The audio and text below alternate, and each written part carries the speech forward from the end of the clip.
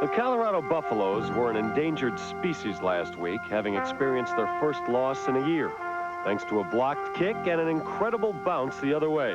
And the nation's longest winning streak came to an end. We know what it takes, and we lost last year and came back and won the national championship. And you know, one game doesn't mean a season. You lose one game, that's a game. Not worried, not concerned. But I'm not. I mean, I'm facing the reality of this thing. We got our work cut out for us every week. But now they must look ahead to this afternoon and dream of bouncing back into the national championship picture. Their opponent, Minnesota of the Big Ten. The Gophers are about to tangle with an angry herd of buffalo.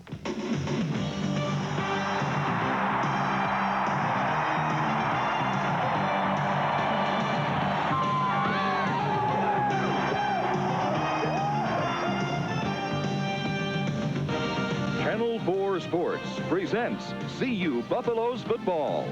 Live from Folsom Field in Boulder, it's the Minnesota Golden Gophers versus the University of Colorado Buffaloes. Welcome to Folsom Field, everybody. I'm Les Shapiro along with Dave Logan. There was a question about the effectiveness of CU quarterback Darian Hagan. Tell us about it. Well, I'm not sure if Darian's going to be limited or not. He has worked out in pregame without anything on his right thumb at all, and threw the ball, I thought, quite effectively. So I think Hagan will certainly start.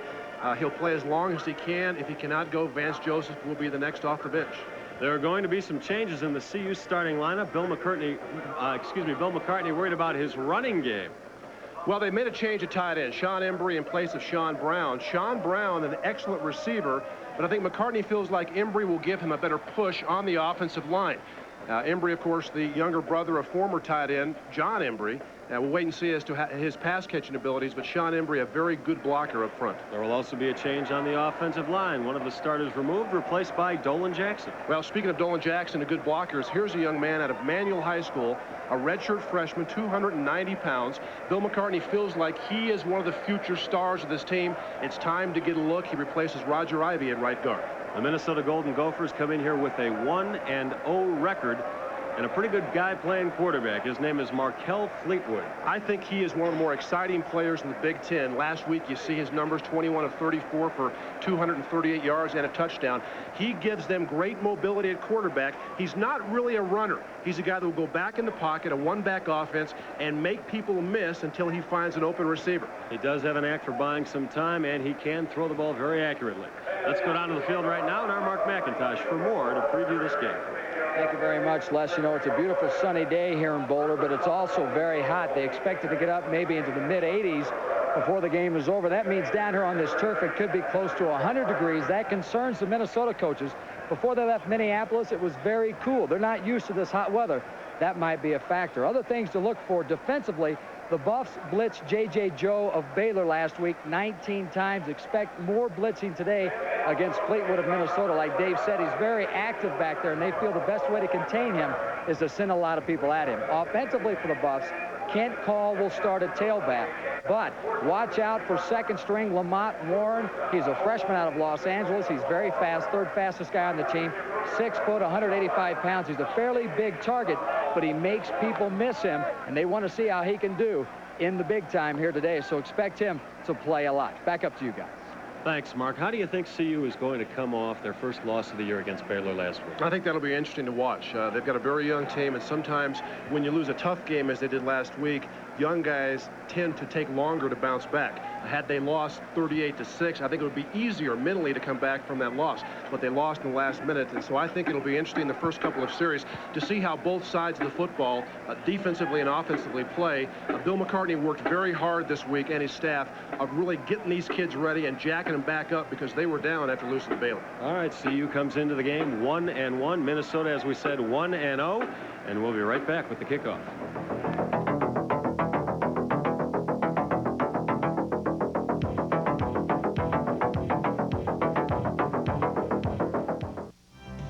Today's game is brought to you by your Optics and by First Federal Bank, both proud companies for Colorado, and also by Subway Shops and by Coors Light.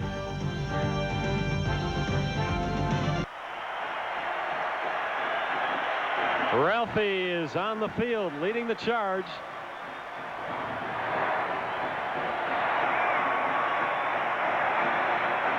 Another gorgeous day here in Boulder, Colorado. I think it's even nicer than last week. It's mid-80s right now. Might get a little hotter. Maybe a little too hot for football. We'll see. The Minnesota Golden Gophers certainly aren't used to this. They're used to cool weather up in Minneapolis, St. Paul. The series record between these two, amazingly enough, both schools have played more than 100 years of football. Yet these two major institutions have met only once in their history. That was back in 1972, and CU won that game handily in Minnesota by a score of 38-6. That was also the freshman year of my partner, Dave Logan. However, he tells me he did not make the traveling squad that year. He made many of the traveling squads after that, but not for that particular game. Returning starters for both teams, you see Minnesota has the decided edge in that category. They are returning 15 of 22 starters from a team that did pretty well last year. Went 6-5 altogether, 5-3 in the Big Ten. Good for 6th place in that conference. The University of Minnesota, located in Minneapolis, a whopping 42,000 students on campus there. They do play their home games indoors at the Hubert H. Humphrey Metrodome, where the Minnesota Vikings also play. Now, let's take a look at our starting lineups. The Minnesota Gophers will receive the kick today. At quarterback, Markel Fleetwood, the junior out of Decatur, Georgia. The running backs will be James King and Mark Smith, along with Chuck Rios at flanker. Keswick Joyner and Pat Evans will be the two receivers. And on the offensive line, Keith Ballard, Scott Hendrickson. The center is Chip Brixius, Ted Harrison, the anchor on that line, and Neil Friedenberg.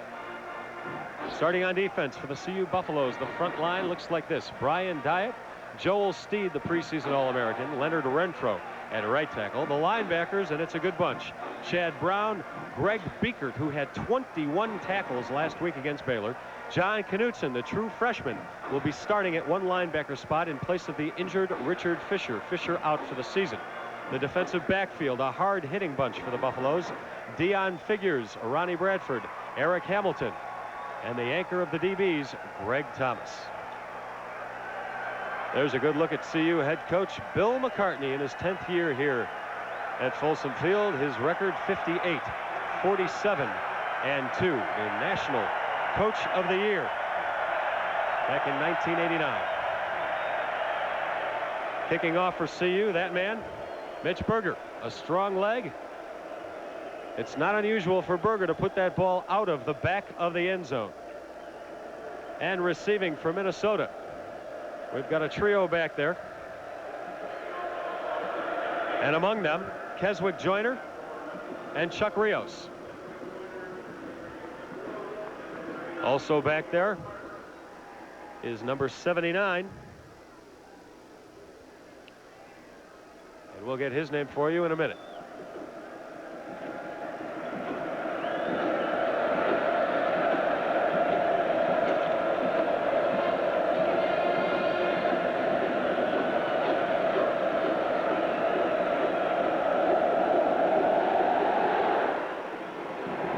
Berger puts one deep into the end zone, and as we told you, it's not unusual. Minnesota with no chance to run that ball out. So the Gophers will start with it on their own 20-yard line. We are underway in Boulder. The CU Buffaloes trying to rebound from their first loss of the year last week to the Baylor Bears right here at home. The final was 16-14. It snapped an 11-game winning streak for the Buffs, and also a record 15-game home winning streak. The running backs behind quarterback Markel Fleetwood are Mark Smith and Chuck Rios. And the give goes to the fullback, Rios. He picks up 5, maybe 6 yards, brought down by Beeker. A couple of things that the Colorado offense must do initially in this game: recognize the sets, which they did not do very well against Baylor. And this defense must tackle better. They had several missed tackles against the Baylor Bears, tackles that could have resulted in no gain and went for positive yards. You can't do that and be a good defense.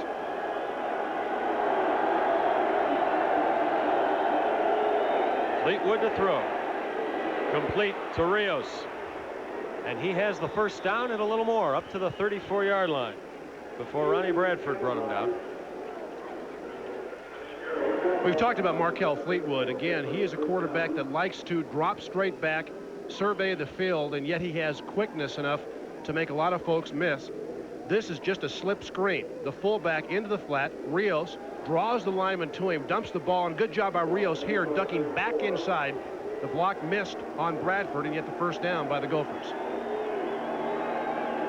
Antonio Carter tries to turn it around left end, fumble, and CU has the ball. Joel Steed falls on it at the 40-yard line. Antonio Carter broke a tackle but couldn't hold on, and the Buffs have the ball for the first time today. Well-designed play, the counter tray that you see with the Redskins a lot. Carter breaks the tackle of Chad Brown, and then his momentum just carries him straight ahead. The hit by Beekert and Hamilton, the ball comes loose, and Joel Steed just rolls over with that big left forearm and grabs it. Colorado defensively causes the turnover on the first possession of the Gophers. Joel Steed, all Big 8, fell on that fumble. Darian Hagan at quarterback with a sprained thumb for the Buffaloes. He'll come right out throwing deep. Wide open, touchdown Buffs, Rico Smith.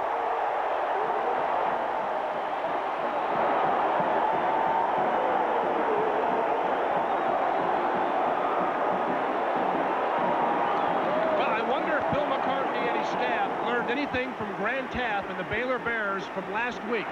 If so, they learned that when you defense an option team, you got to commit your free safety.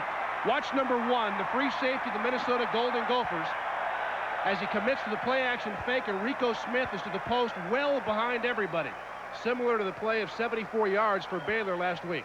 Jim Harper, the extra point is good, and Dave, I don't think anybody will be questioning the effectiveness of Darian Hagan for the rest of the day. The Buffs, their first play from scrimmage, 7 points, and that's the score, 7-0.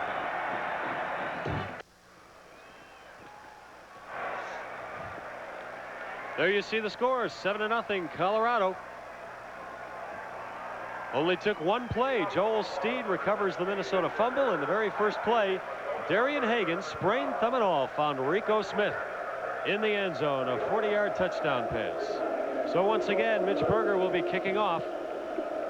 And once again, back to receive for the Gophers, Antonio Carter, Chuck Rios, and Keswick Joyner. And once again, Berger puts it far out of the end zone.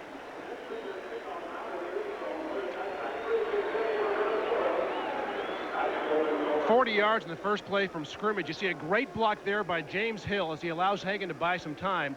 And Andre Thaddeus, the free safety, is nowhere to be found. Free safeties against option teams have to come up and get very involved in run support, and a nice post move by Rico Smith to a wide open area. One running back lined up behind Fleetwood. That's Antonio Carter, and he gets the call. Up the middle, pushes the pile up about 5 yards. John Knutson, the freshman, makes the tackle from Great Falls, Montana. Knutson. Antonio Carter, number 39, had a fair week last week in a win over San Jose State. He gained 66 yards rushing, 4 yards a carry. Last week, the Gophers did beat San Jose State 26-20, despite giving up 450 yards in offense. Minnesota did it by scoring the final 23 points of the game. This is the fullback. Rios gets nowhere because Marcellus Elder wrapped around his ankles. And you can see the strategy early of John Gutekunst of Minnesota. He wants to come out and try to get something going running the football. Last week against San Jose State, the Gophers averaged 3 yards per carry. That's not going to be good enough, certainly in a lot of games, and especially here against a good run defense. So you want to run the ball a little bit. Certainly Fleetwood is capable of throwing it, but you have to have balance. 3rd and 5 for Minnesota.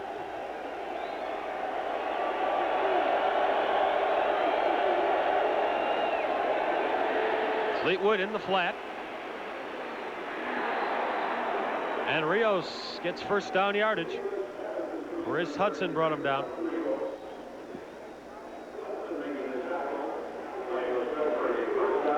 What makes this play, watch the velocity in the ball from Fleetwood to Rios. bam, that ball's there in a hurry. You can see Hamilton trying to fight off the block before Hudson makes the tackle. But that wasn't a lob swing pass. That thing had some gas to it. And he gave Rios some time to do something with the ball after he caught it. First down for Minnesota from their own 30-yard line. Antonio Carter once again. 1 yard. Joel Steed and John Knutson the stop. The counter tray, you'll see both offside linemen come and pull. Carter gets in behind them, and a good job from the weak side as Joel Steed able to stand up the center, hold his ground. 2nd and 9 for the Gophers. The Gophers on probation this year, one of only 2 Division I schools to be on probation, along with Oklahoma State. Fleetwood is complete to his tight end Pat Evans, and he's across midfield down to the Buffs' 47-yard line. We told you earlier that obviously Bill McCartney was aware of the success Baylor had with that post pass. This is the same kind of play Baylor ran last week. You fake the counter, here comes the tight end, the drag pattern. He's all by himself. Both inside linebackers got caught up too close playing that run, and there's a big void between their drop and where you'll find the free safety. Minnesota does like to spread it around on offense. 6 players had at least 2 catches last week. This is Carter with a hole up the middle, inside the Buffs 40, down to the 39. Chad Brown the tackle.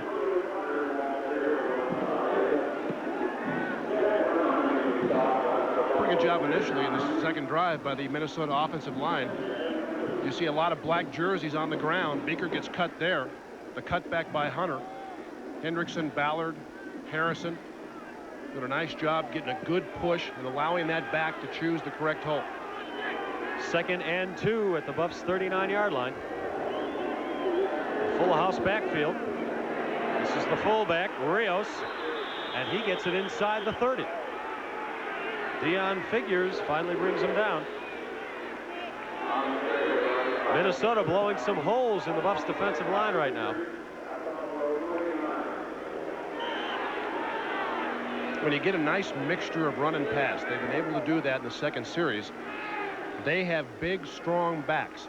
This is a typical Big Ten team. They don't have great team speed, and yet they're strong up front, and backs will run through arm tackles. Minnesota with 2 receivers spread out wide left.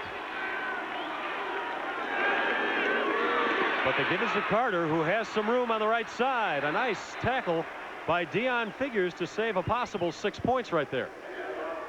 But Carter did get inside the Buffs' 25, down to the 23. They do a lot of substituting on offense. They use a lot of players, Dave. Well, they have a variety of sets. You'll see the 1-back set, 2-back. You'll see the tight end in motion, the fullback in motion. They try to keep the defense off balance, and they've been able to do that so far. They are not afraid to use their 2nd and 3rd stringers throughout the ball game. 2nd and 4 for Minnesota. Again, it's Carter, but he's tripped up quickly. Maybe a yard. Marcellus Elder did the final tripping.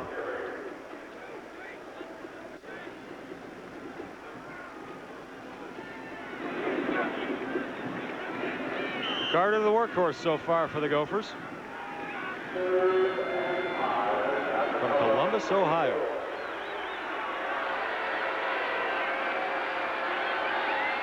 They grow them big up in Minnesota, but the Gophers do a good job recruiting throughout the nation. In fact, they have quite a few players from Florida. 2 players who might have wanted a change in weather. 3rd and 5, Fleetwood, the shuttle pass to Mark Smith. Didn't fool the Buffs too much, though. Just a couple yards on the play. Chad Brown, the tackle. Shuttle pass. You see the Broncos use quite a bit. This thing took a little long to develop. Chad Brown, usually an outside linebacker, this time inside in the defensive scheme, does an excellent job of staying home, avoiding the blocker, and putting his hat right in the middle of the numbers. And Smith really couldn't get good momentum going because the pitch was a little behind him. He had to turn his body. And now Minnesota will be trying a field goal from 40 yards, and kicking it will be a freshman from New Zealand, Mike Schalberg. We'll tell you a little bit about him later. That kick is blocked. CU blocks the field goal attempt. It looked like Greg Thomas got his hand on the ball, so Minnesota stays off the scoreboard. The Buffs still up 7-0. Colorado got a good push up front, which you have to have if you're going to make the block. You see Greg Thomas with a tremendous leap over right guard. He is way in the air, gets it with his right hand, and the Buffs keep Minnesota off the scoreboard. That leap is fine, but unless you get the good push up front, you're jumping from too far behind the line of scrimmage, and usually you can't get it. Darian Hagan at quarterback, Kent Call and James Hill the running backs. And Hagan keeps it. Runs into his own man. Gets a couple yards before Gary Isaacson brings him down. Let's take a look at the CU starting offense. Hagan at quarterback, James Hill fullback, Mark Henry will be at wingback, and Kent Call the tailback, their leading rusher so far this year. Rico Smith already with a touchdown to his credit today, along with starting tight end Sean Embry replacing Sean Brown in the lineup. The offensive line is Anderson, the freshman Moore, Lewenberg, Dolan Jackson, and Jim Hansen. Hagan throws, the intended receiver Charles Johnson, but it went right through Johnson's hands. Thrown a little too hard. Here's the Minnesota defense. Up front, you've got Ben Williams, Dennis Capella, Gary Isaacson, and Anthony Bryant in the 4-3. The three linebackers are Joel Statz, Andre Davis, and Russ Heath from Aurora, Colorado. The defensive backs, Drenone Mays, Derek Fisher, Sean Lumpkin, a Jim Thorpe candidate, and Andre Thaddeus. 3rd and 8 for the Buffs from their own 23. That pass is complete. And up to the 40-yard line. Sean Embry, the tight end. He's in the starting lineup for his blocking, but CU comes out throwing to him. Excellent pass protection from Darian Hagan. Minnesota rushes only 4, and the linebackers got very deep drops. You can see Embry all by himself and able to pick up the first down. Embry, a graduate of Cherry Creek High School. 1st and 10 for the Buffs from their 40. Hagan nowhere to go, pitches the call, and he doesn't get very far either. He's brought down for an 8-yard loss. Andre Davis and Russ Heath, the kid from Mullen High School, will bring him down. Let's go down to the field and Mark McIntosh. Thanks, guys. Nobody on the CU side surprised that they blocked that Minnesota field goal. I was over there on their sideline, and right before the kick, they said, we're going to block this. They noticed in the films during the week that Chalberg kicks a low ball, so they were working, as Dave was saying, to get a good push through the middle to get Greg Thomas up in the air to block, and they did just that. Buffs have the ball on their own 33. It's 2nd and 12. Hagan again going deep. Wide open is Mark Henry. A nice diving catch inside the Minnesota 40-yard line at about the 37.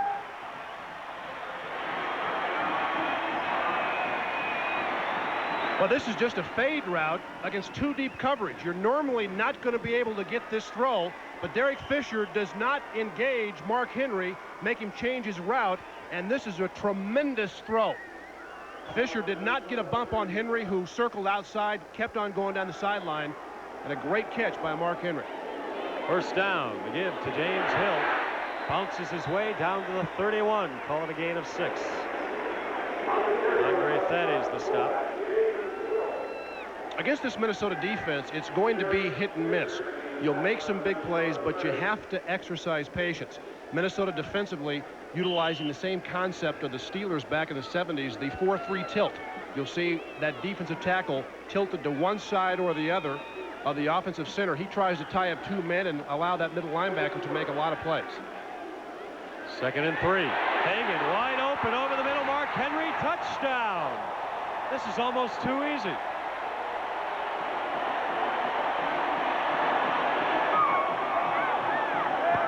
Well, what you've seen here in the first 2 series, Minnesota has completely sold out to stop the run, and Colorado has done a good job game plan-wise of realizing just that.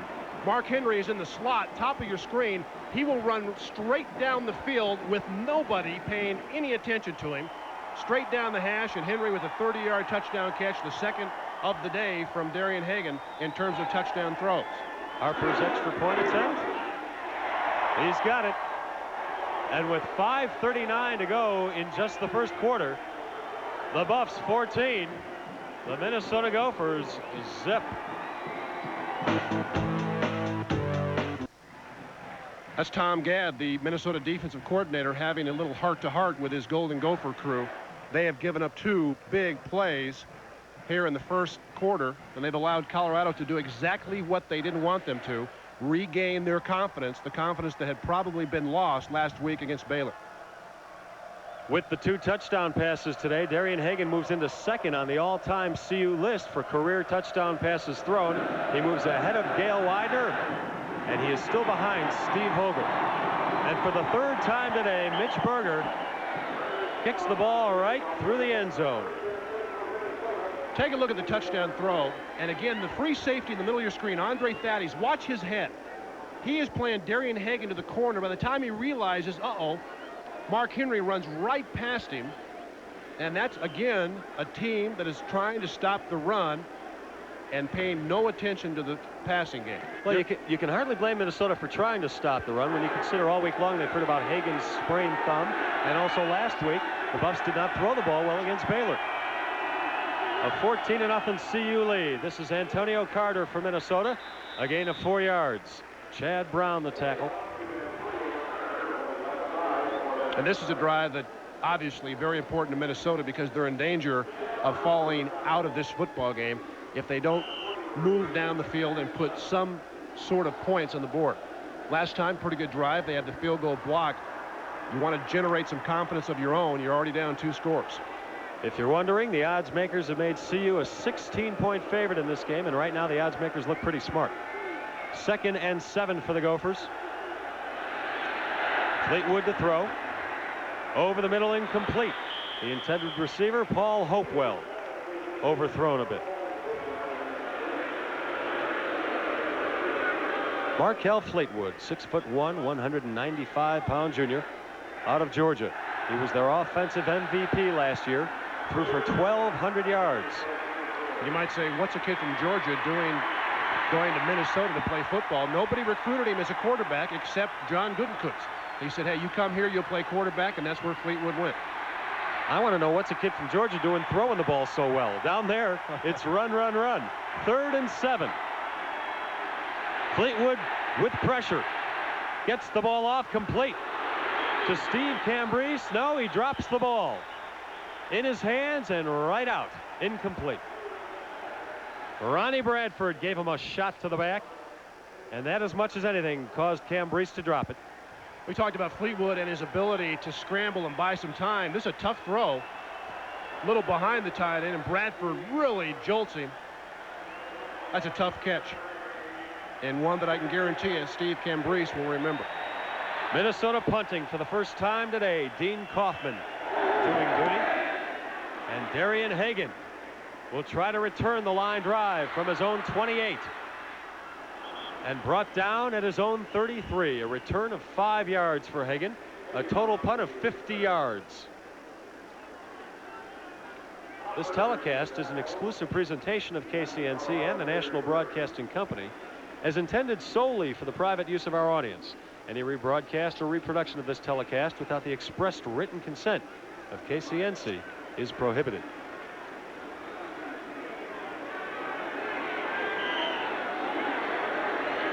The Buffs with the ball, their own 33-yard line. Darian Hagan calls a timeout. He saw something he didn't like. The first timeout taken by the Buffs all day. Each team gets 3 timeouts per half. A number of the Buffs taking an opportunity to take a swig of water. It's very hot on the field. There's a look at the freshman, John Knutson, in the starting lineup for the first time. He had to come in halfway through last week's game when Richard Fisher went down with a season-ending injury, and another sellout crowd here watching the Buffs. Let's go down to Mark McIntosh right now. Thank you, Les. It looks like the Minnesota Gophers have finally made some adjustments defensively. Before this series, I was over by the CU bench, and Darian Hagan turned to me and said they're not making any adjustments on the option. They weren't checking the wide receivers at the line of scrimmage, and so the Buffs were just burning them deep all day long. It looked like they were committing almost all 11 guys to the run. It looks like now Minnesota has made some adjustments over there defensively to try to shut down that passing game, and I think that's what Hagan saw. They made those adjustments, and so CU talked it over to see what they could do. Thanks, Mark. It's a little surprising, Dave, to hear that Minnesota is struggling defensively because their head coach, John Gutekunst, puts major emphasis on defense. He was their defensive coordinator before taking over the head job. Well, Hagan obviously off to a great start. As we mentioned, he became the Buffs' all-time total offensive leader last week. He surpassed Bobby Anderson, who was a pretty darn good football player. But Hagan, with 106 yards of passing, no yards on the ground yet. All yardage so far through the air for CU. 1st and 10 for the Buffs. Hagan on the reverse. Tarico Smith, a lot of room. If he can get to the sideline, he can go all the way. One man to beat. And Sean Lumpkin pushes him out of bounds, but the referee is calling Smith out of bounds back at the Minnesota 42-yard line. Again, Minnesota really over pursuing, trying to play that option. Rico Smith comes around. Now, why he ran out of bounds may be the $64,000 question. He really didn't have to, lost his momentum a little bit and stepped out of bounds before Lumpkin could get to him. A well-designed play, and you'll see Rico Smith here all by himself. Anderson out in front, stepped out of bounds right there, and the official on top of it. Flag on the field. Rico Smith with a 26-yard gain. He lost about 20 yards by stepping out of bounds back at the 42. Then again, we saw in the replay there, Andre Thaddeus was pursuing him from a pretty good angle, and Smith tried to avoid him. Kendall Bussey now in the ball game for CU at fullback, replacing James Hill. Illegal motion on the offense, declined, 2nd down. Well, you just heard Terry Turlington, the referee, tell you what the Buffs did wrong there. It's a split crew, half from the Big 8, half from the Big 10. That would only be fair. The penalty goes against CU. It'll be 2nd and 10 for the Buffs, still at the Minnesota 42.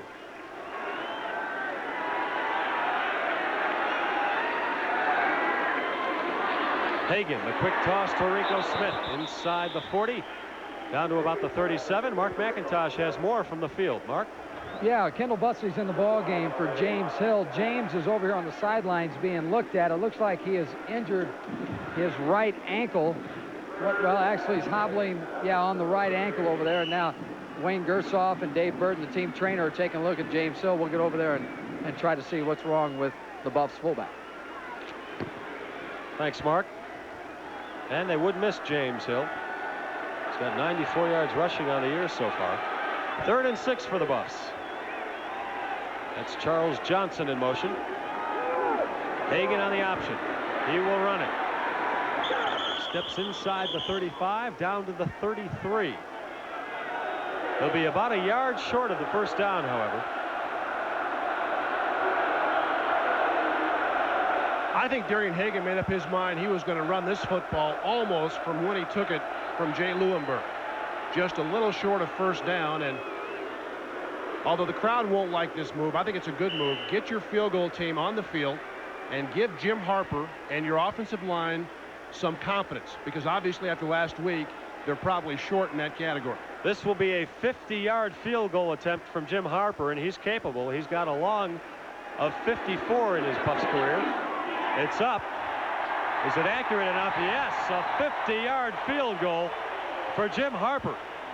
And with 3:23 to go in the 1st quarter, the CU Buffaloes lead the Minnesota Gophers 17-0. Well, you see Bill McCartney all the way out on the field and high-five Jim Harper. It's important when you've got a kicker. You want him to be a confident player, and of course last week and even the last few games, the kicking game has had its difficulties, but Harper got all of that one.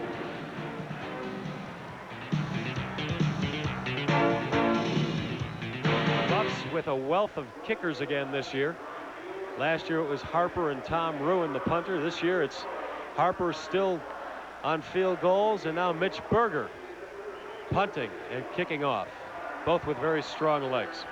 Tomorrow on Channel 4 and NBC, the San Diego Chargers come into Mile High Stadium to face the Denver Broncos. We'll have live coverage of all the action plus highlights, and I'll be in the locker room for interviews immediately following on News 4 at 5. It all starts tomorrow with Broncos Beat Sunday at 1 p.m. and NFL Live with Bob Costas at 1:30, followed by the Broncos and the Chargers at 2 o'clock. It's all right here on Channel 4, the home of the Denver Broncos and the CU Buffaloes, and high school football, high school basketball, just about everything else you can name when it comes to sports. The Boulder, as long as we're here. It's a big house, isn't it? It is a big house. Yes. Mitch Berger kicking off for the Buffs. A trio back to receive for Minnesota. Oh, Berger is amazing today. This is the 4th time he's kicked off, and the 4th time he has put it out of the end zone. Do you get points for that, Dave? It went through the uprights. Well, they ought to give him something. She even saw it go over her head. Well, how about a pat on the back? You can't pay the college kids. Although Oklahoma would probably beg to differ on that.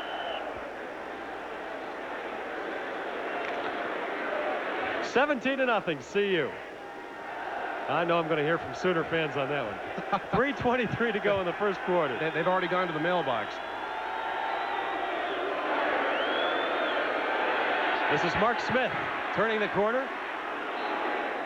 Nice little gain of about 8 yards.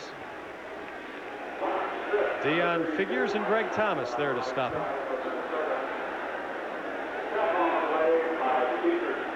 Greg Biekert also there. Then again, Greg Biekert is everywhere. He led the Big 8 in tackles last year, 105 solo tackles, and that was good for 2nd best in the country. He has what we call a nose for the ball. 2nd and 2 for Minnesota.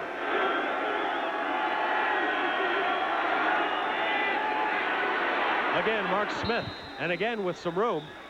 Up across the 35 to the 36. Chad Brown the tackle, and Mark McIntosh with more from the field. All right, Les, an update on James Hill. It looks like he's twisted his right ankle. Nothing real serious, but we don't know whether or not he'll return to the ball game with the Buffs ahead 17-0 and a freshman behind him. It might be a good time to get a long look at Kendall Bussey. So right now it's up in the air whether or not James Hill will be back. The depth chart for the Buffs at fullback looks like this: James Hill, Kendall Bussey, and then David Arterberry, the young man from Mullen High School.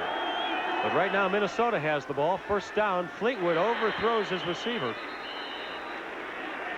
It was intended for Lewis Garrison. Right now Minnesota, I think, has to be pleased with the way they've been able to move the football. Nice combination of short passes and runs. Fleetwood 4 of 7 for 37 yards. But they've mixed up their offense enough that they've kept that CU defense on their heels. These Gophers have a tough schedule this year. Non-conference, they play CU and Pitt, a top 20 team. And then when they go to the Big Ten schedule, well, altogether they play 8 teams this year that played in bowl games last year. 2nd and 10. And a good rush from Chad Brown, complete to Mark Smith. Brought down at the 49-yard line by Eric Hamilton. And it's another first down for the Gophers. Mark Smith, a good-looking freshman out of New Orleans. There's a screen pass. You'll see Greg Biekert, number 19. He will smell this thing out, but he gets blocked just as Smith catches the football. There goes Biekert, and Mark Smith, not overly nimble, but a very tough kid, runs over Eric Hamilton and picks up 14 yards. Another Golden Gopher first down.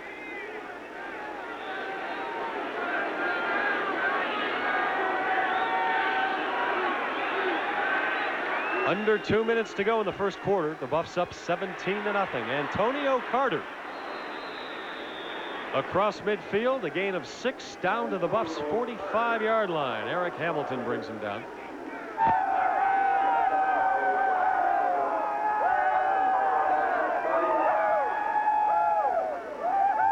Boy, Paul Hopewell put a crunching crackback block that time on Chad Brown.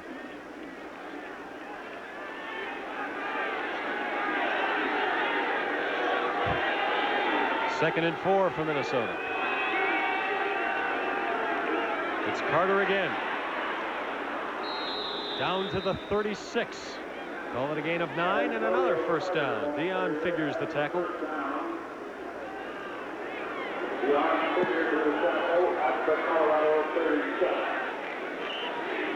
Oh, there's that note on the Gophers schedule I told you about. 8 teams this year that played in bowl games last year. And that includes San Jose State from last year. San Jose State was ranked 20th in the nation at the end of the year. Minnesota beat them last week. 1st and 10 from the Buffs 37.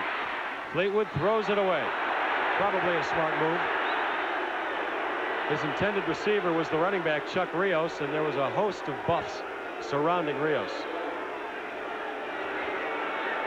Good pass rush up front that time. It was going to be a screen pass. Fleetwood realizes that Rios did not get out to the flat, just let that thing go. That could have been intentional grounding.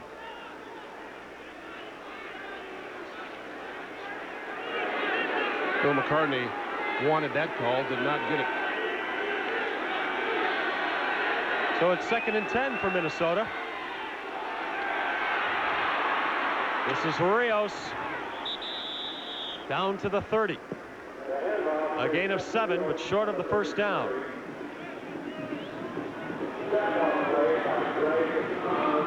Give credit to the Minnesota offensive line and these backs. They are running through arm tackles. And you see Bruner spins around and just gets the left hand on him. Dyatt tries to corral him. Carter and Rios, two big, strong backs. Clock winding down quickly. We've got 15 seconds to go in the 1st quarter. It's 3rd and 4 for Minnesota. 2 tight ends in the game for the Gophers right now. They show run, and they do run. That's Mark Smith. John Knutson makes the tackle, along with Leonard Renfro. And that is the end of the 1st quarter. The Buffs off to a fast start, leading Minnesota 17-0. We'll be right back at Folsom Field.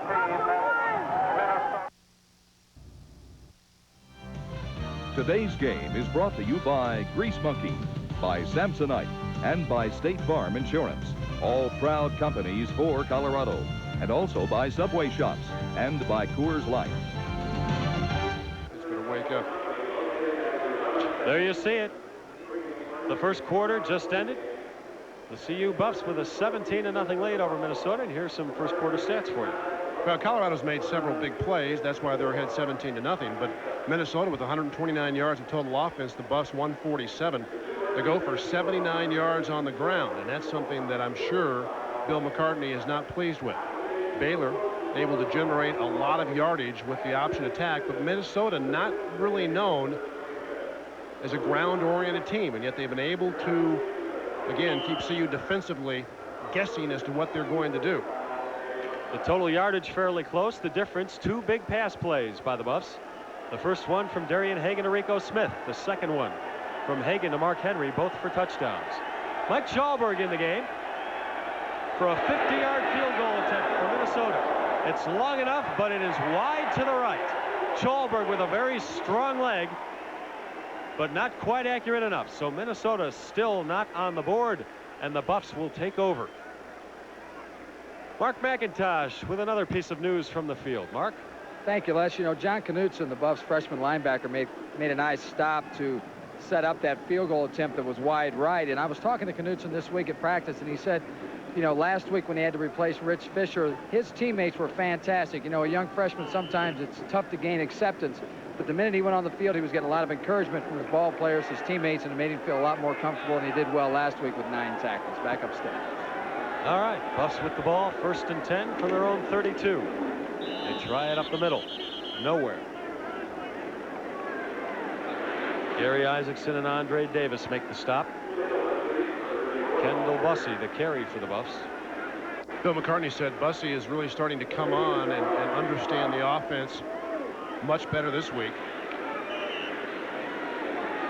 6'3" and 225 pounds, a freshman out of Louisiana. And a Parade Magazine All-American. 2nd and 8. Hagan on the keep. Met head on at the 37-yard line.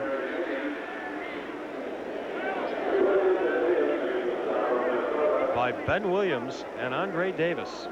Andre Davis is supposed to make a lot of tackles in this defensive scheme. 4-3 tilt. Davis sits in the middle as the middle linebacker, and much the same as Jack Lambert did for the Steelers. They try to keep offensive guard and the center off of him and let him roam from sideline to sideline. 3rd and 5 for the Buffs. This is Kent Cole. Big hole. Gets the first down and a little more. Up across his own 45 to the 47. Dennis Capella the stop. Kent Cole celebrating a birthday today. This little counter fake, and when Kent Cole is able to play in his sophomore and junior and senior year, that will be a play that will result in a big, big game. He'll pick up his feet, he'll make that first guy miss, and thus gain more yards. First down fumble call, and it's fallen on by Minnesota, and that's which way the Zebras are pointing, Minnesota's way. So the Buffs' first turnover of the afternoon. Gary Isaacson recovers the fumble by Call. Well, Hagan and Call had trouble with the exchange, just a lead play, and it looked like Call may have taken his eyes off it for just a second.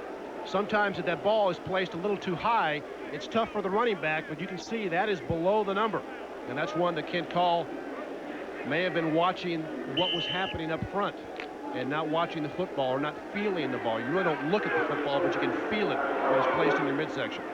1st and 10 for Minnesota. Pretty good field position. The Buffs' 48-yard line. They give this to Antonio Carter, tripped up and thrown for a loss of 2 yards by Deion Figures.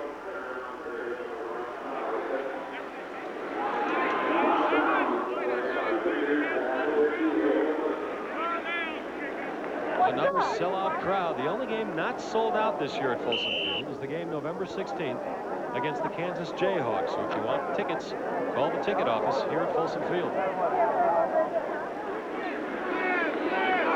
2nd and 11.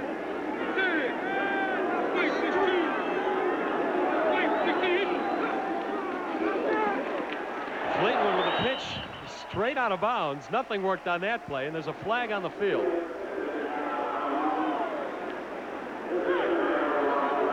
Boy, Dave, I wouldn't want to be the one to have to dissect this play.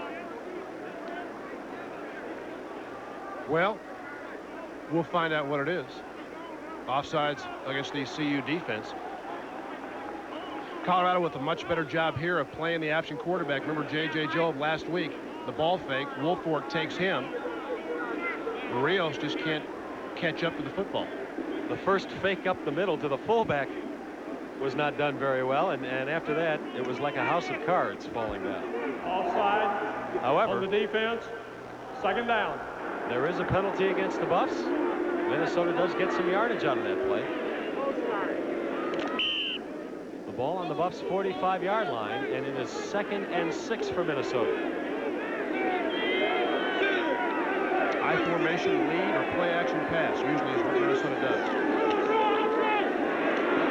Chooses to keep it. Not a very wise decision. Woolfolk and Chad Brown there. The I is a tough formation to run the option with unless you have great speed at the tailback. And Rios and Carter both well over 200 pounds, and yet not with great speed. Minnesota's gone away a little bit from what I think they truly like to do, and that's line up the I formation, run the lead, play action fake, or one back and throw the ball. Was that a case where they tried to disguise the option by coming out in I formation, trying to catch the Buffs off guard? Sure, absolutely. 3rd and 4 for Minnesota. Fleetwood into the flat. That's Rios. He has the first down and goes out of bounds, marked at the 32-yard line. Minnesota has been able to move the ball on the Buffs. They've had a field goal blocked, and they fumbled the ball away. This is just a case of Julian Hayward taking the wrong angle to make the tackle. Rios is there. Hayward will come inside and then is unable to gather himself and chase Rios down. A nice job, a very subtle move by Rios, a hesitation, and that enables him to get to the corner. Minnesota takes its first timeout. Fleetwood comes to the sideline, talk it over with Coach John Gutkunst. And with 11:54 to go in the first half, the Buffs still with a 17-0 lead. Early in the second quarter, you see the scores. CU leading Minnesota 17-0. John Gutkunst, the Minnesota head coach, done a good job here with a program that's been in turmoil the last few years. He's in his 6th year here, a 27-28-2 record. Penalty flags all over the field. Did Minnesota draw the Buffs offside? I think Colorado is going to be penalized here. Fleetwood looked like he was changing the play at the line of scrimmage. Offside on the defense. First down. Sometimes as a defensive lineman, you hear all these snap counts and you just can't wait. That's Joel Steed right over the center.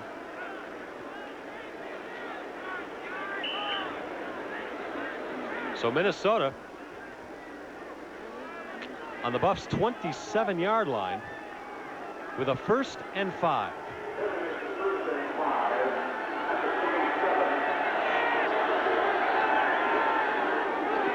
Fleetwood looking downfield, has a man. Overthrown.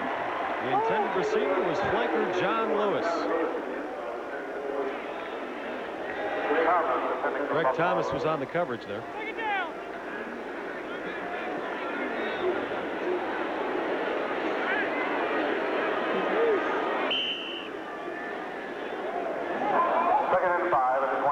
So it'll be 2nd and 5 for the Gophers. This is the furthest they've penetrated into CU territory today. On the 27-yard line. Fleetwood again downfield, this time complete inside the 10, knocked out of bounds by Greg Thomas. The receiver was Keswick Joyner. A nice throw, a nice catch. Well-designed play. The play action fake will allow Joyner right here to escape the jam of Ronnie Bradford. If you're playing short side, you've got to hold that receiver up a little bit, because if you don't, Greg Thomas, your safety who helps you deep, doesn't have enough time to get there. Too much room to cover. Bradford has to jam that receiver a little bit more and disrupt his motion off the line of scrimmage. Keswick Joyner averaged 20 yards a catch last year. From the 9-yard line, it's 1st and goal. That was the fullback Rios. Not much. Maybe 1 yard. Joel Steed brought him down. Minnesota offensively, again, Les, they haven't been able to put any points on the board, and yet they've been able to move the football. Here's a team that last week at home against San Jose State trailed 20-9 midway through the 3rd quarter before they got things rolling. Want to make a correction. That last ball carrier was Antonio Carter and not Chuck Rios. But he still didn't get any yardage on the play. 2nd and 8.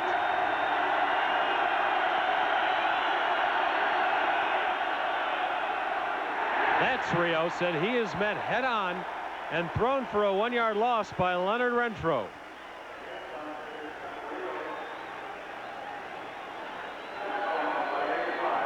The sophomore out of Detroit, Michigan, 6'5", 270 pounds. When you're introduced to him, you remember him. And here, 3rd down and long, you can expect Colorado 3rd and 10 to blitz, to try to put pressure on Fleetwood and make him throw the ball quicker. And usually they will come from the outside. They've got a nickel package in. The crowd trying to help out the CU defense. It's 3rd and 10 from the 10. Fleetwood incomplete to Rios. I think Rios heard footsteps right there. The footsteps of Greg Beekert. They've had success with that play, but that's a play you use when it's a zone defense. Beekert is locked on Rios right from when the ball is snapped. So he's going to come to Rios no matter if Rios gets the ball or not. Number 33 will go to the flat. Beekert is locked on him all the way. You'll see him enter your picture. And had Rios caught that ball, Beekert would have had it. The field goal unit comes in for Minnesota. Mike Schalberg, number 24, with his back to you. Left side of the screen will do the kicking. This will be a 28-yard attempt. And once again, Schalberg misses. So Minnesota 3 times has tried field goals today. 1 has been blocked. 1 from 50 yards has been wide to the right. And this one from 28 yards also wide to the right. Well, there was a case where Schalberg just didn't follow through. And he knew it when he hit it. The legendary head coach of the Minnesota Vikings, Bud Grant, says about Schalberg, he is the best young place kicker I have ever seen. High praise from a man who has seen many very good place kickers, including one of his own, Fred Cox, who is on the NFL's all-time scoring list. He's got an active leg, but that much the same as a golf swing. He just didn't follow through, left it out wide right. Strong, but not quite accurate. Flags on the field as the Buffs have the ball. From their own 20-yard line, they start with it. If a field goal is attempted and missed from inside your 20, you get the ball at your 20. On the offense, first down. However, if the field goal is attempted and missed from outside of the 20-yard line, the other team takes the ball from the line of scrimmage.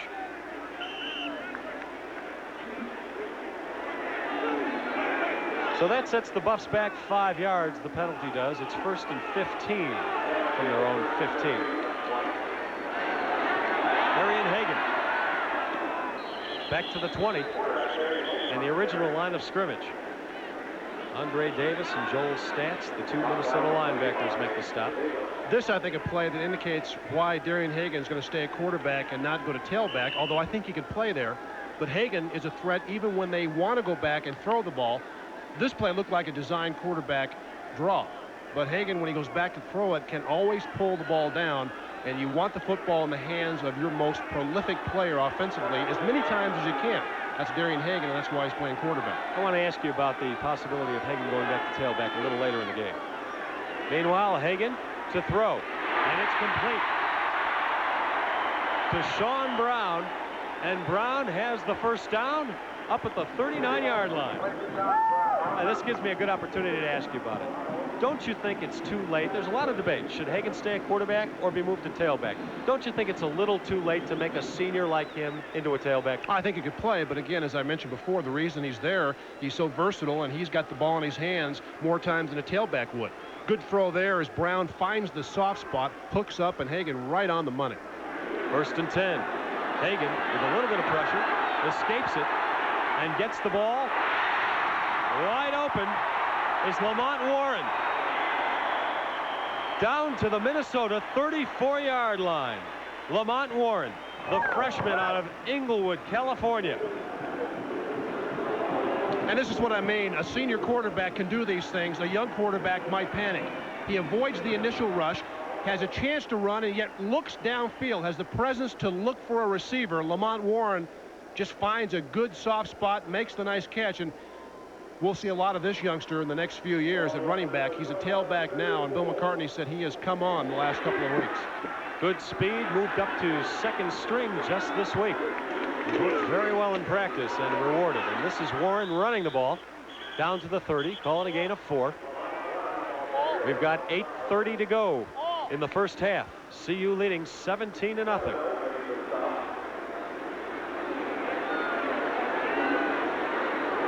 Lamont Warren signed last year, had some thoughts about not coming after he initially signed the letter of intent, but was talked into it by the since departed Oliver Lucas, and looks to be a true player. 2nd and 7. This is Warren again. Oh, he's in. This is a touchdown. 31 yards, Lamont Warren. And I tell you, the guy who makes this possible, Dolan Jackson at right guard. If you get a chance to see this, watch number 74 at right guard, who will pull on the counter. If we can see 74, the left side. There's the block as Dolan Jackson, all 290 pounds of him, gets out in front of Lamont Warren, and that was the easiest touchdown he may ever have in 4 years. And Harper's extra point attempt is good. We're going to take a break right here. And CU deserves a break. With 8 minutes to go in the first half, they lead Minnesota 24-0. You see Lamont Warren sipping a glass of water, went over and thanked all of his offensive linemen, and rightfully so. Got a terrific block by a couple of guys, and we'll take a look at it after the kickoff. And the meantime, Mitch Berger setting the ball on the tee. He's been perfect so far. 4 kickoffs, all of them beyond the end zone. No chance for a run back by Minnesota so far today. Les Shapiro and Dave Logan with you. And a once again sold out Folsom Field, 52,000 strong. And Mitch Berger does it again.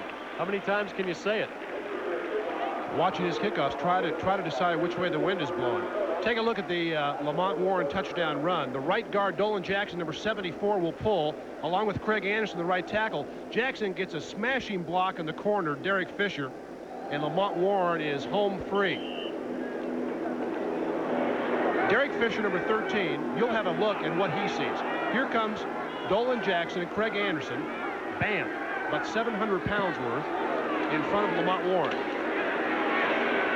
Minnesota with the ball. That's Mark Smith pushed back to the line of scrimmage. Eric Hamilton. That's called escorting one back. This is the hardest hitting set of defensive backs on a college team I've ever seen. The CU Buffs. Deion Figures, Eric Hamilton, Greg Thomas, Ronnie Bradford. The last scoring drive for the Buffs, 5 plays, 80 yards, culminating in a 31-yard touchdown romp by Lamont Warren. 2nd and 9 for Minnesota.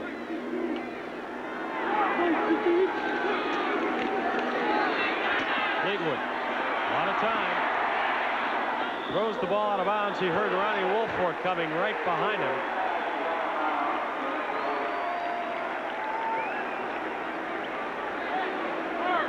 You know, it's amazing how differently your team plays when you're down 24 points in the road and how the opposition plays after they're 24 points ahead. Fleetwood looks for the tight end initially in the drag. He's covered. Tries to find somebody in the sideline. But unfortunately, the receiver, number 83, Steve Kent-Brees, was standing out of bounds. Had a knee down, out of bounds when he caught the ball. 3rd and 9.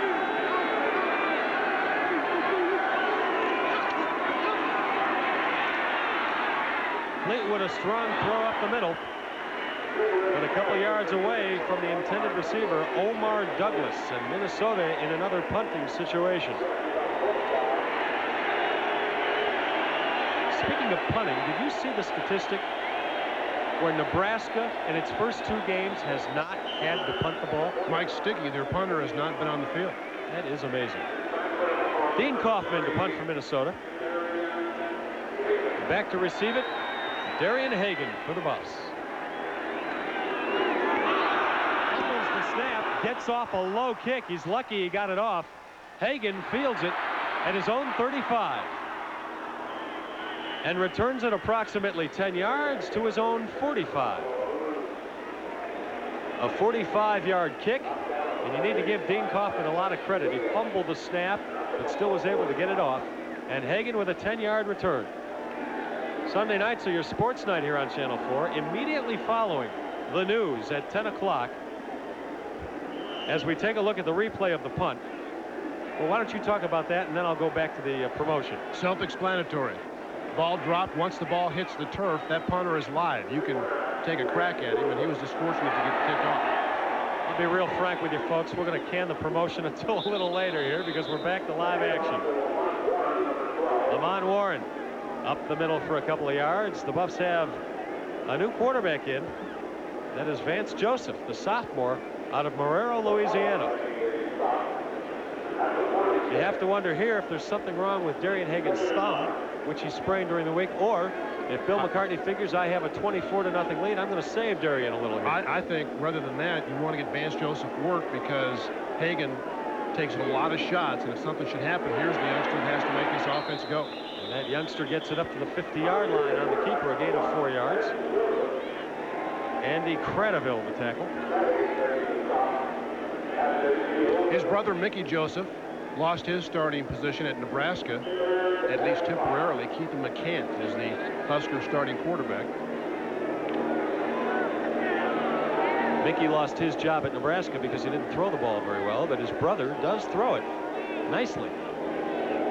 3rd and 5. He's going to throw it right here. Nice touch pass to Lamont Warren. You're getting a good look at the future here, folks.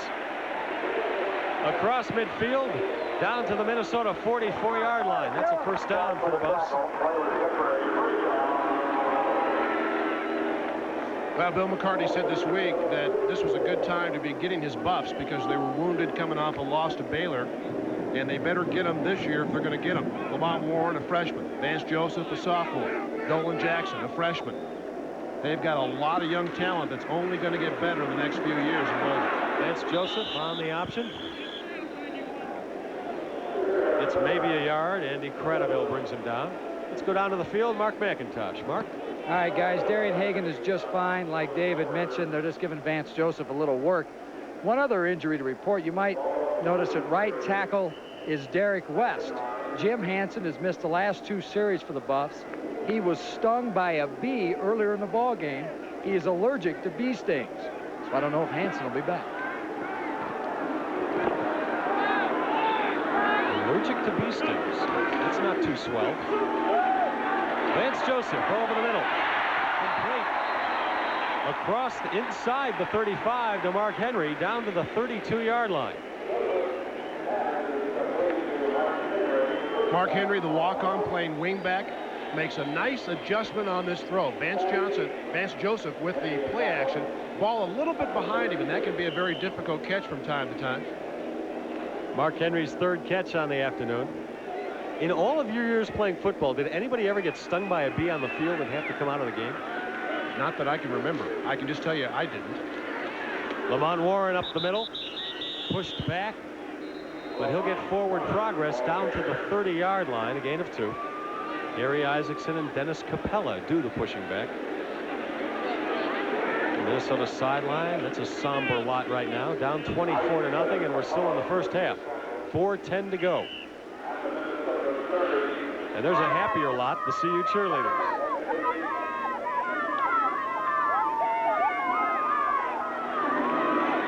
Well, now we have a bee flying around the booth. Yeah, you may have heard your last comment. It's the guy in the green tie, Mr. B. 2nd and 8 for the Buffs. Joseph with a nice pass. Complete to Sean Embry. Down to the 21-yard line. His 2nd catch of the afternoon. And a first down. We talked about getting Vance Joseph some playing time. This is a great play as Joseph feels the rush. Ben Williams, the defensive end, comes untouched, and yet he's got enough presence to get the ball in the air, knowing Embry is going to be by himself, and another CU first down. That's why he has to play now, so he can make those reads and make the right decisions for later. The give to Warren. Down to the 19-yard line. 3:30 to go, first half. Gary Isaacson, the tackle again. I think you're seeing Colorado come out and really throw the ball more effectively for a couple of reasons. Obviously, Minnesota's playing the run, but by doing this, they take an immense amount of pressure off their offensive line in the ensuing weeks against Stanford, and then back home against Missouri, and of course the rest of the Big 8 Conference. If they can throw the ball a little bit, then other defenses can't stack up against that inexperienced offensive line. 2nd and 8. This is James Hill back in the ball game. He looks good, and he's in the end zone. Touchdown Hill. Well, so much for a bum ankle.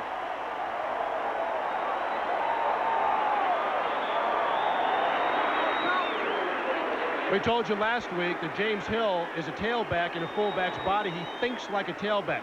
There he breaks 1 tackle, steps inside, breaks another tackle, gets under the cut by Sean Embry. There is a flag on the play, however, but a nice bit of running by James Hill. And they're going to pick the flag up. Evidently, there will be no penalty. And that's what you hear from the crowd. Disregard the flag. Touchdown. I always like to know, although the official will never say, disregard the flag. What do you mean? Did you see something that you then thought should have been a flag, but no, I'll pick? I mean, what do you mean disregard the flag? Dave, it just slipped out of his pocket. Yeah. Jim Harper, the extra point is good. The Buffs with a 31-0 lead. We have 2:57 to go in the first half.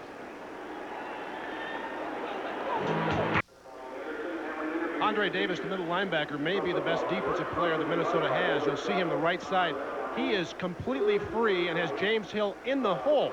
Can't make the tackle. Sean Lumpkin, the all Big Ten strong safety, cannot bring James Hill down, and the Buffs on the Hill touchdown now lead it 31-0. 9 plays, 55 yards, under 4 minutes. James Hill from 20. Well, you did say before the game started you wouldn't be surprised if CU ripped off a number of plays of 20 or more yards, and you hit the nail right on the head. You said Minnesota likes to gamble on defense, and they are losing every gamble they're taking. Yeah, they've gambled a lot, and it just hasn't worked out for them. Mitch Berger to kick off once again.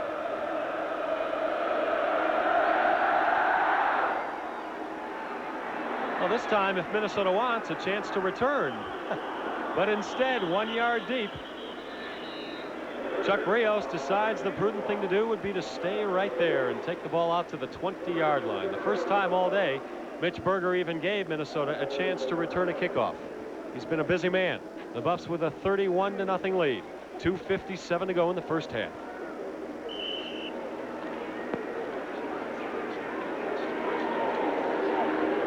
The Buffs have scored on every possession today except for one. And on that one, they fumbled the ball away. Antonio Carter pushes up the middle for 6 yards. 3 Buffs riding herd on that play. Wolf Fork and Greg Biekert among them.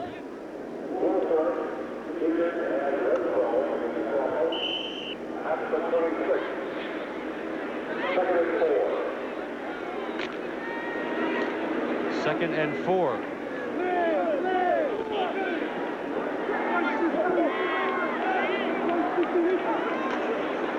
Fleetwood wants to throw. Over the middle to his tight end, Pat Evans. Run out of bounds at the 39. We'll give him the 40. And already, just in this first half, the Buffs have achieved their highest point total of the year. Previous to this, it was 30 against Wyoming. Just a tight end drag again. That has been the most successful play against Colorado in the 3 games they've played so far, or the 2.5. As linebackers that have to make sure once that quarterback has the ball, you've got to look up that tight end because he's coming on the drag almost every time. First down for the Gophers. Markel Fleetwood. Incomplete, almost intercepted by Ronnie Wolfork. Well, you would never guess that Wolfork is playing the linebacker position after spending a whole high school and the start of his college career at quarterback. He does a nice job. We didn't see it, but Rios actually tried to block Wolfork initially and then drift out to the flat. Wolfork able to stay with him and almost come up with a one-handed interception. These are young outside linebackers. Chad Brown is a veteran, but he's never played outside before. Wolfork hasn't played, and they're going to have to get better as the weeks come. Wolfork recruited as a quarterback. He's come on strong. This is Antonio Carter up to the 46-yard line. Call it a gain of 6.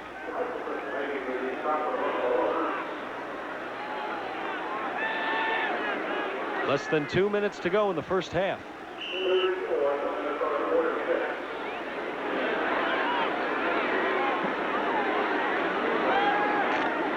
This crowd awfully quiet. A reflection of what the scoreboard reads. 31-0 CU. 3rd and 4. Minnesota tries to run it up the middle.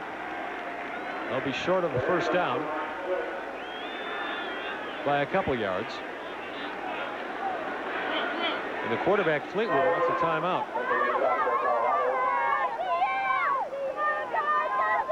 CU cheerleaders have a job on their hands today. Get this crowd back into the game.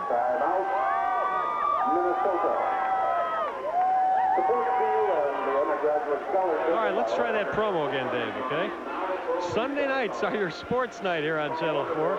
Immediately following the News 4 late edition at 10:35, it's the Bill McCartney Show featuring the coach himself along with our very own Dave Logan. They'll bring you all the highlights and analysis of today's game. Then it's Sports Extra with Gary Miller, who brings you the very best of the week in sports. It all starts at 10:35 this Sunday following the News 4 late edition. Minnesota has an interesting decision here. 4th and about 2, maybe even a yard and a half. They'd like to get some points on the board. They also would like to prevent Colorado from putting any more up. Do you go for it on your own 48, knowing that if you fail, you're probably going to give CU good enough field position with enough time to go for it a few times? And it looks like John Gutekunst has said, hey, let's see if we can score here. We need the points. We'll take the gamble. Yeah, what do you have to lose? A minute 16 to go in the first half. Minnesota is going for it. 4th down and 2 yards to make it from their own 48-yard line. He's going to run it himself with nowhere to go. And the Buffs shut down Minnesota and take over on downs. Well, Colorado changed defensively there, made an adjustment. They went out of their normal defense to the nickel package. You see Chad Brown, they've moved him inside from the outside linebacker. So it looked to be a quarterback draw, which may have worked against the regular defense. Simply had nowhere to go against the nickel package, and now the Buffs with excellent field position and 1 minute and 10 seconds to go in the first half. Vance Joseph still at quarterback for CU, giving Darian Hagan a rest. And the Buffs throwing long with a 31-point lead. The ball is thrown short. The intended receiver, Rico Smith, and the crowd wants pass interference.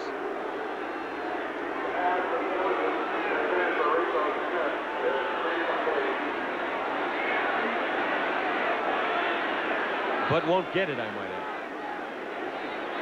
Rico Smith was well covered. Joseph underthrew the ball, and Smith made a nice attempt to come back and get it. But the crowd felt he was held as he was coming back to get it.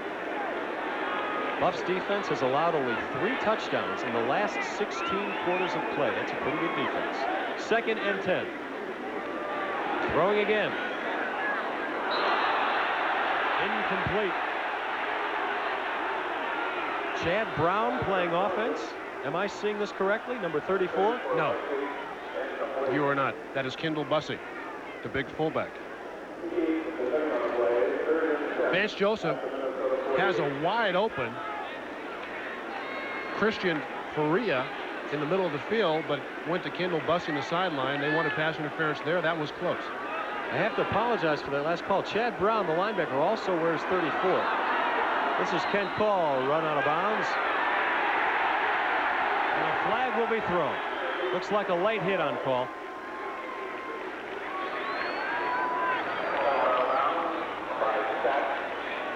Joel Stats might be the one flagged here.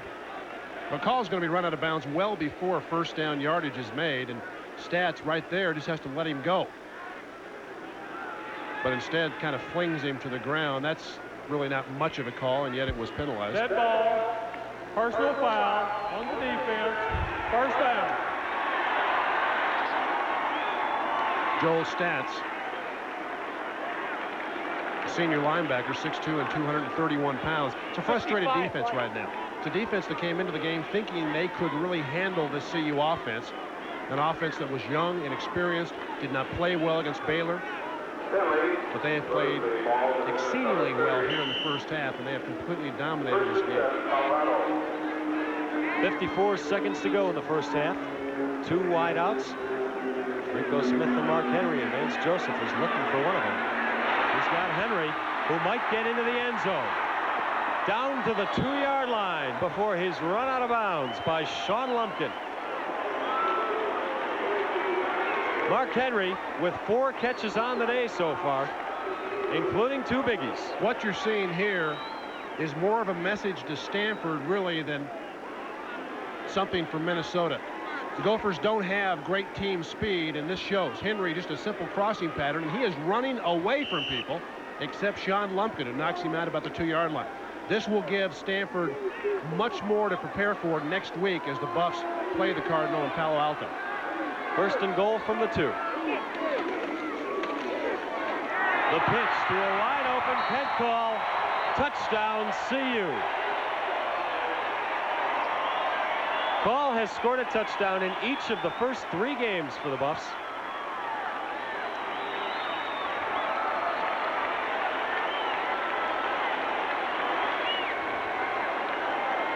The key to this play, Vance Joseph just makes the right decision. He rides Bussey into the line, makes the man commit at the end of the line of scrimmage, and the pitch to Kent Call, who could have walked in backwards. Jim Harper. Yes, on the extra point. And the Buffs go up 38-0. I said it earlier, Dave, after the touchdown pass to Rico Smith, the first touchdown pass of the day. It seemed too easy at the time, and it hasn't gotten any harder. CU offensively, they've been near perfect. Joseph forces the Golden Gopher to commit, and nobody has Kent call. In option football, every man is assigned to somebody. The pitch man, the quarterback, and the fullback. And that time, Minnesota got messed up. Jay Lewinberg, the senior center for the Buffs, something bothering him. Talking with Dave Burton, the head trainer. Well, it could be he's just getting ready to go up into the tunnel because the CU offense will not be on the field again this half. He looked discomforted about something, maybe a bit warm. Let's go down to the field. Mark McIntosh with a bit of news. Yeah, I think the deal with Jay Lewinberg is he just doesn't feel real well. I know all during the first half he's been over there, and after each series when he came over, they'd put an ice cold towel over his head. I think maybe the combination of the heat and maybe the fact that he came into the ball game not feeling real well has been a little too much for the Buffs senior center. Well, fortunately for him and for CU, it's 38-0, and he might get to rest the whole second half. Berger the kickoff. No return for Minnesota. 5 out of 6 times today, Berger has put it out of the end zone on the kickoff. People underestimate what kind of weapon that really is. If your defense, every time they come in the field, can bet on the offense having 80 yards of territory to negotiate, that is a huge advantage. Sucks the air right out of the Gophers. Although the air might have been sucked out about 2 touchdowns ago. Yes, they are deflated, I think, safe to say. 1st and 10 for Minnesota from their own 20-yard line.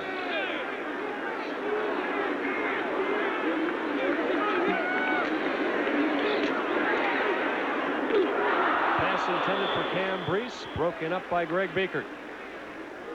You're down 38-0, and all of a sudden your arms become very, very short. Cam Brees usually is a good receiver, but he feels Biekert coming at him, and those arms just don't go up above your head.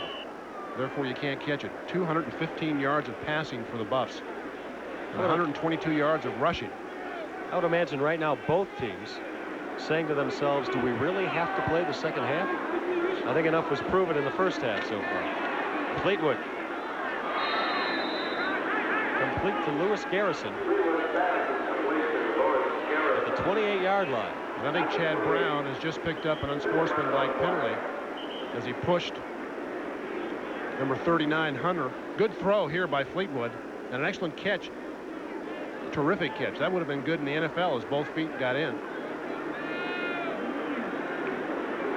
Dead ball, personal foul on the defense. First down. And Chad Brown is on the sideline, standing right by Bill McCartney, who walks away from him.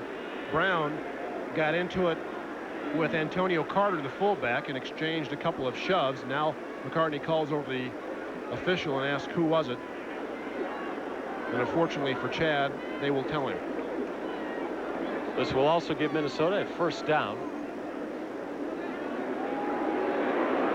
The ball placed at the 43-yard line. 31 seconds to go, first half. So far, a rout in CU's favor, 38-0.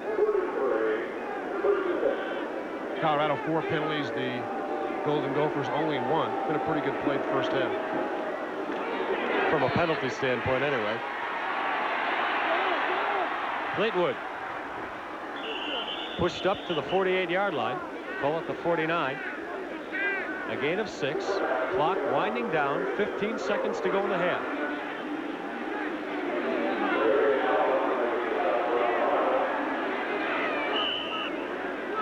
Minnesota trying to get a play off quickly. Will stop the clock with 4 seconds to go. Is it time for a Hail Mary? Well, they didn't use their timeout. They had 1 timeout left and had about 17 seconds after Fleetwood was knocked down. If they wanted to take a couple of shots at the end zone, I would have thought they might have used that single timeout.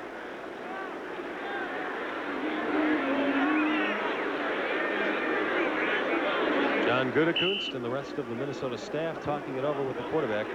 I'm very, very surprised at what's happening here today for Minnesota defensively. I can't recall the last time I've seen such big holes blown into a defense, especially with a guy who used to be the defensive coordinator, John Gutekunst. And now Minnesota uses their last timeout.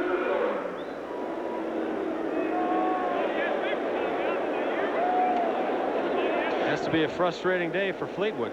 Minnesota had its chances early to get on the scoreboard. They had 3 field goal attempts. 1 blocked, 2 of them missed.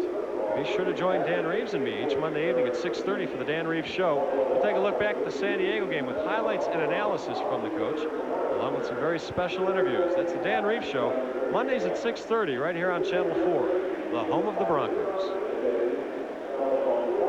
Notice how Dan's name is in big block letters and mine is in those little teeny tiny letters. Yeah, I did notice that. I wasn't going to bring it up, however, but since you did, what do you make of that?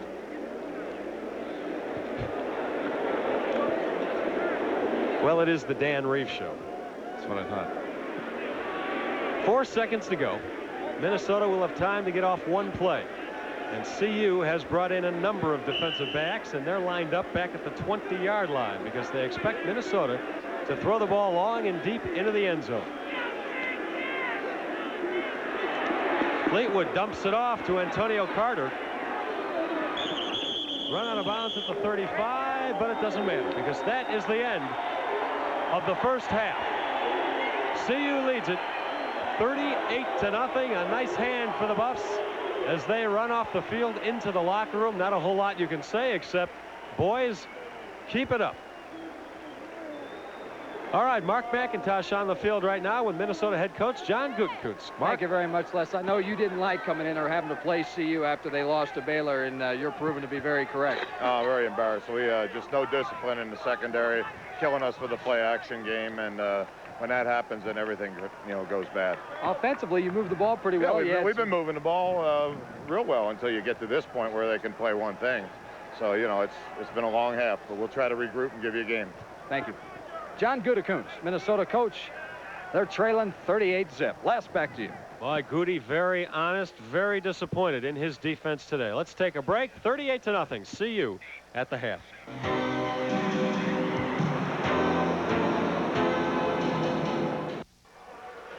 Les Shapiro and Dave Logan, halftime at Folsom Field. Yes, your eyes are not deceiving you. The Colorado Buffaloes lead the Minnesota Gophers 38-0. And John Gutekunst, the head coach of Minnesota, put it best, Dave. It was an embarrassing first half. I'm trying to figure out if Minnesota was just playing bad, if CU was just playing good, or something in between there. I think both may very well be true. Minnesota broke down defensively, and as he mentioned, no discipline in the secondary. That was obvious because they allowed CU receivers off play action to run completely by themselves, and you're going to give up a lot of touchdowns, a lot of points if you do that. Gutekunst offensively had, I think, a good game plan. They moved the ball a little bit against the CU defense early, but the key thing, they didn't score. They didn't answer when Colorado scored, and thus they're down 38-0, and I wouldn't want to be in the Minnesota locker room at halftime. I can't remember the last time I saw a coach, Bill McCartney, pull his starting quarterback in the second quarter because he felt he had had enough work. Vance Joseph in the game now for the Buffs. And Vance Joseph, again, needs to get work because he'll, at one time or another, this season, he'll be put into a situation in which he has to play, and only way to get experience is to be on that field. All right, we'll take a break right now. We'll be right back at the foot of the Flatirons in Boulder, Colorado.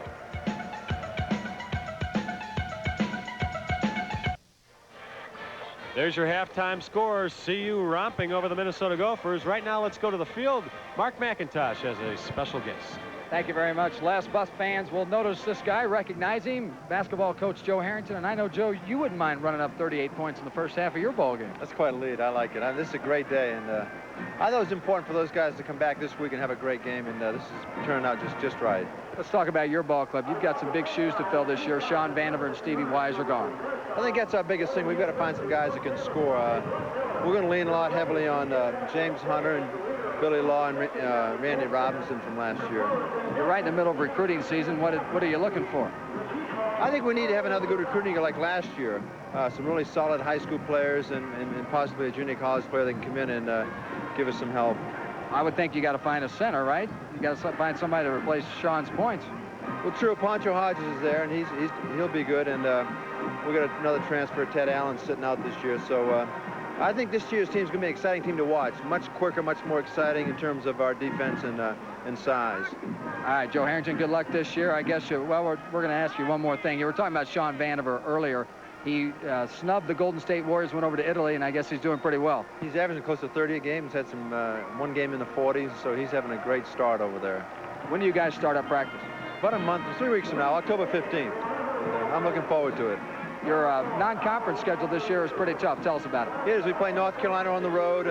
University of Georgia's in the Mile High Classic. We go on the road early against Stanford, and we're going to play Wyoming here. Colorado State on the road, so we've got some really good games. You guys made some inroads last year in the Big 8. Talk about the Big 8 race this year. What do you say? Well, Big 8 teams lost 5 players to the NBA, but it's going to be another year where there are a lot of balanced teams. And I think it's another year where the Big 8 could be one of the most respected conferences in the country. And I know last year you said we wanted to be the most improved team in the conference, and you definitely did a good job there. You went to the NIT. What's the theme this year for the CU Buffs? Well, a lot like football. You know, we've got to just turn it up and turn it on. I just think that we've set a high standard in year 1, and we just need to duplicate that in year 2 and build on that. All right, Joe, good luck this year. All right, thanks, Mark. Joe Harrington, the CU basketball coach, getting ready for basketball practice this year. And when we come back, we'll have more halftime. The Buffs lead it 38-0. Well, the Buffalo's marching band, 100 years of existence, just finished its halftime repertoire. When CU graduates Fred and Nancy Thomas finished their studies in Boulder, they headed to the southwestern corner of Colorado. CU's Leslie Ahome shows us how they're keeping their ties to CU.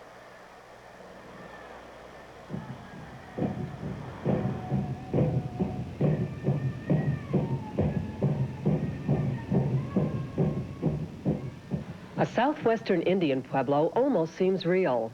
It's the handiwork of a Native American artist. This wall is just part of the canvas of the University of Colorado Cortez Center. We're kind of in the backside of the desert here. We don't have a college here at Cortez. And we haven't had any presence of an Institute of Higher Education ever until the university started coming around and showing an interest in us. And, well, we really appreciate it. Fred Thomas and his wife Nancy run the center in this bustling community in the Four Corners region. It reflects the local influence of several Native American tribes. We feel that the Hopi, the Navajo, and the Ute, the southwestern Indians are really important to our area's culture too, because a lot of the people live as our neighbors. The idea for this special place came to the Thomases 4 years ago when they saw a need and a desire in their community for a cultural outlet. The extreme interest of local people in learning something different and new, which the university's been able to provide us with some of their cadre of wonderful speakers. To me, it's the human element. That's what this is all about. The center includes an authentic Hogan and an outdoor arena for performances and demonstrations.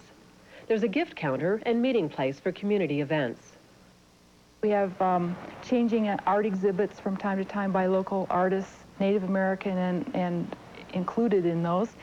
And around Christmas time, we have special musical events, and we try to be as diverse as we can so that people who are interested in diverse things will find a home here. The museum features permanent and traveling exhibits. The University of Colorado helped us initially to set up these exhibits on the phases of the Anasazi, the timeline of the Anasazi Indians who inhabited our area, and with a population probably at least twice that of what is in Montezuma County now. The Boulder campus reaps some important benefits from this partnership with the Cortez Center. In working with the University of Colorado, they're very interested in us helping them to enhance their intercultural studies department by perhaps bringing some of the artists and some of the Native American residents of our area onto campus at the university to demonstrate their arts and crafts, to talk about their people, and to actually share it on one-to-one with students and faculty. Yeah, we're kind of a window for the university Right. into the southwestern Native American tribes.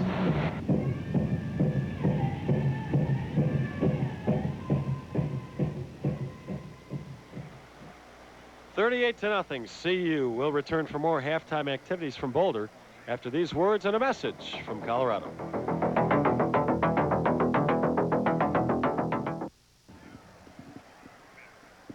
Les Shapiro and Dave Logan back with you in Boulder. 38-0, CU over the Minnesota Gophers. CU with a very quick strike in the first quarter. Let's take a look at those first few scores for the Buffs. That was after the defense had been on the field. The first play from scrimmage, you see the great block by James Hill, which gives Darian Hagan enough time to spot a wide open Rico Smith. And the nice thing about that throw, Hagan got it up in the air and let Smith run onto it. He didn't try to drill Rico Smith, which he has done in the past. Get that ball up, as he does here to Mark Henry, who is all by his lonesome. That one from 30 yards, the second touchdown of the game, and the CU offense was off to a quick start. Lamont Warren, the freshman tailback, saw extensive playing action and will never have a hole bigger than this one to run through. Great job up front by Anderson. Dolan Jackson with the block, and Lamont Warren untouched into the end zone for yet another Buff score. In between that second and third touchdown came a Jim Harper 50-yard field goal. So the Buffs led it 24-0 with a couple more scores to go, and let's take a look at those. Good play here again. Vance Joseph seeing extensive time. Watch the run by James Hill. Breaks the tackle there of Davis, the linebacker. Steps up inside. Lumpkin can't get him. Ducks behind the block of Sean Embry, and a great run by James Hill, the fullback. And that's after he came out of the game with a bad ankle. And then, of course, the final touchdown. Joseph rides the fullback with a nifty pitch to Kent Call. Minnesota didn't see him either, believe me, as Call scampered into the end zone. It's 38-0 at halftime. Here are your first half stats. It's a bit deceiving, wouldn't you say? Well, I would say Minnesota had relative success offensively in the first part of the game. That's why you see their yardage there. They also kept the CU offense off the field, 18 minutes plus for Minnesota, almost 12 for the Buffs. But what the Gophers didn't do defensively, obviously, was play the pass, and they didn't score offensively when they had at least a couple of opportunities. What do you expect to see second half, Dave? You're going to see a lot of second and third stringers in the ballgame for CU. McCartney going to give them some work. You see Bill McCartney talking to offensive line coach Mike Berry, probably talking about that. Who are we going to look at? Who do you want to go with? Who deserves some playing time? This year, with such a young team, there will be close games, I can guarantee you, as conference play, and also Stanford next week. So you want to give some young kids as much quality time as you can. John Gutekunst, on the other hand, trying to establish something. I'm guaranteeing he had a harsh conversation with his defensive players in the locker room. Said he was embarrassed. They just broke down defensively right from the start. Gutekunst, the gentleman who just put on the headphones and the white baseball cap. Aaron Peepcorn will be kicking off for Minnesota. He's a junior out of Austin, Texas, a redshirt last year. He does the kicking off. Mike Schallberg does the field goal kicking for the Gophers. A lot of games around the region today. Air Force in action, CSU in action, Wyoming in action. We'll try to get you the scores as the second half develops. Right now, Minnesota opening the second half by kicking off to the Buffs. Fielded by Charles Johnson, but he elects not to run it out. So the Buffs will start with it at their own 20. The second half is underway.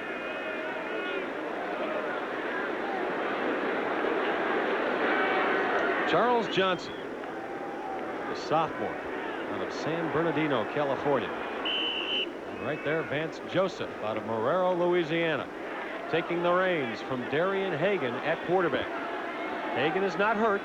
He's just getting a rest When you're up 38-0, no need to have Hagan in the ballgame. Kent Call gets the call. A 3-yard gain to the 23.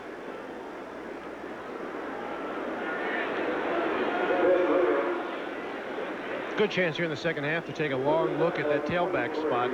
Called the starter. Lamont Warren moved up to number 2. I would guess we may see Darnell Brooks, who has recently moved from the defense to the offense. He's currently the 3rd tailback, formerly of TJ. 2nd and 7 for the Buffs. Call again. A nice hole. First down yardage up to the 34. Well, we said this last week about Kent Call. He's come under some criticism, mainly because he's not Eric Bieniemy. And a lot of CU fans and maybe even some of the media spoiled by Bieniemy's success, but Call has done a good job for the Buffs the first 3 games. Well, they're used to seeing a different style of running back, and again, the counter Trey, a good job offensively. Jim Hansen, Dolan Jackson from the right side pulling. Call has those long strides. Here's the reverse pitch to Charles Johnson. Spins away across midfield down to the Minnesota 48.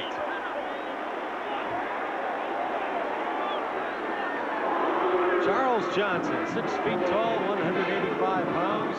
Got a little work last year as a freshman. He's getting a lot of work this year. Second time we've seen the reverse today. Kind of reminds you last year, number 9 catching the reverse, Mike Pritchard, except this is Charles Johnson, and pretty good move right there as he spins away from the tackle. That was Joel Statz, the linebacker, and Charles Johnson, the sophomore, has yet another first down. 1st and 10 from the 47. Joseph nowhere to go, gains 1 yard. Todd Wolcall brings him down along with Ben Williams. Colorado offensively came into this game a bit hesitant and certainly without great confidence. You take a look now. I wonder what they're thinking. 1 play, touchdown. 7 plays, starting their 21, touchdown. They fumbled 1 time, that stopped the drive, and that's really been the end of it. 2nd and 9. Joseph. Complete to Call. A nice move inside the 35.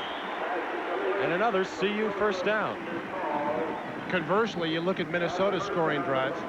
There are no scoring drives. Those are their drives. 4 plays and a fumble. They had a field goal blocked after an 11-play drive. Every drive starts on their 20. That's what we were talking about. Mitch Berger, a huge weapon for this Colorado football team.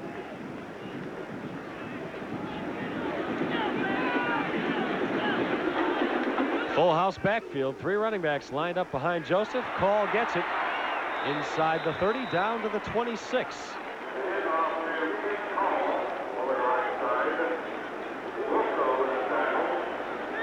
Wolko again in on the tackle. Hey, you were talking earlier as we look at the replay. Take a look up front. Offensive lines really establish the territory a running back can go into, and Kent Call with a huge hole. 2nd and 3. Call again. Met very quickly by Dennis Capella. I was starting to say, you referred earlier to Darnell Brooks. We might get a look at him today. And that would be nice. Had such a great career at Thomas Jefferson. They won the state championship in Herman Motz's final year there a couple of years ago. Darnell Brooks recruited here at CU as a running back. There's an Atlanta. I'm sorry, Les. That's all right. Quickly made into a DB. There's a man that'll be watching the Braves and the Dodgers tonight. As we will. Braves a half game out in front as they beat the Dodgers last night 3-0. I'm anxious to see Brooks. Very good high school player. Number 7 Oklahoma in the second quarter, 14-7 Well, we can give you a couple scores from around the nation right now.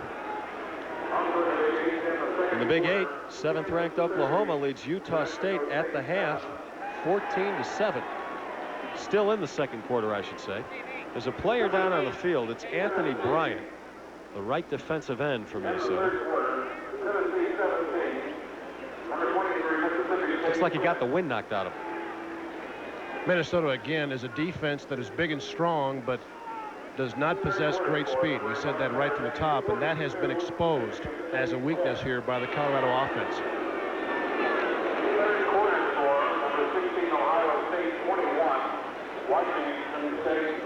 Games around the region. San Diego State is at Air Force this afternoon. I'm trying to get you partial on that one.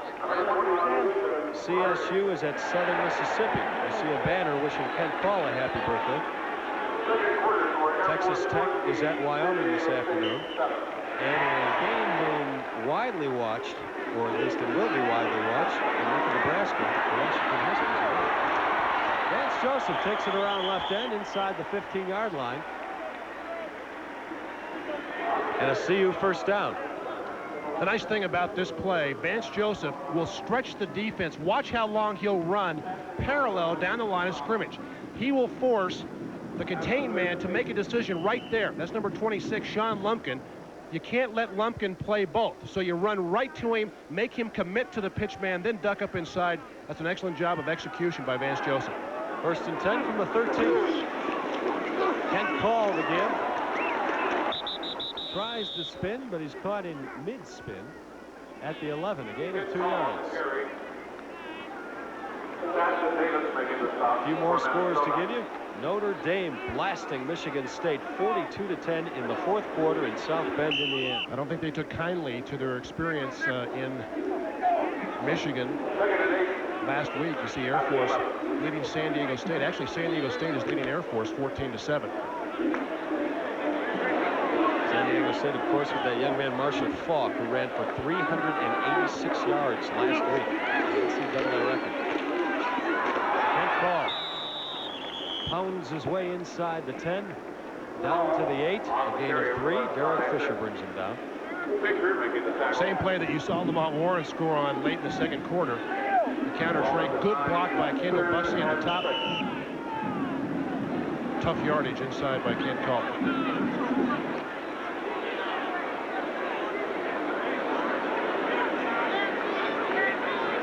CU still playing primarily. It's first and second stringers. Despite a 38-0 lead. 3rd and 6. Joseph looking into the end zone. There's a great Houdiniac there. Puts on a move, gets inside the 5. Boy, he faked Ken Brown right out of his shorts to get it inside the 5.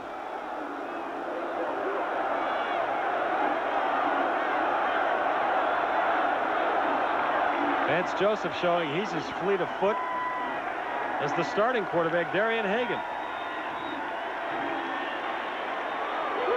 Huffing and puffing right now. I think Vance would like to buy a minute or two to catch his breath here. So the Buffs get right back up to the line of scrimmage. It's 4th and 1. They're going for it. Kent Call hit quickly. He's going to be close. Russ Heath out of Aurora, Colorado made the stop along with Ken Seabury.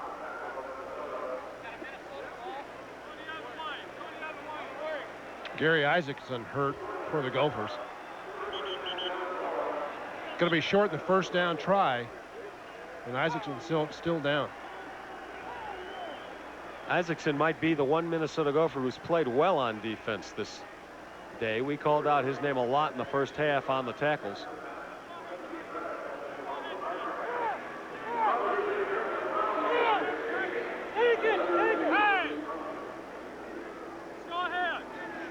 Well, we've got 9:29 to go in the third quarter. The score remains the same, 38-0. The Buffaloes lead Minnesota. Well, the Buffs fans are happy today, and why not? 38-0. That was the score at halftime, and that's the score right now. With 5.5 minutes gone in the third quarter. Minnesota takes over the ball on downs. It's 1st and 10 from their own 4-yard line. Antonio Carter tries up the middle. It's about 3 yards. Chad Brown makes the stop. CU still with its starting defense on the field. And I think the reason you're seeing the starting defense play is because they didn't play very well in the first half. Didn't give up any points, but gave up, in Bill McCartney's estimation, way too many yards. Minnesota able to run the football against this defense, and I wouldn't be surprised to see them play a couple, 3 series here in the second half. And if you know the coaching mentality, you know they feel it is never too early, or too late, I should say, to take your first string out. You always want to be as safe as possible. I think they're safe in the game. I just think that this is a way to get those guys to play. It's a hot day. You take them out, you almost give them a pat in the back for a job that I'm sure the coaching staff feels is not well done.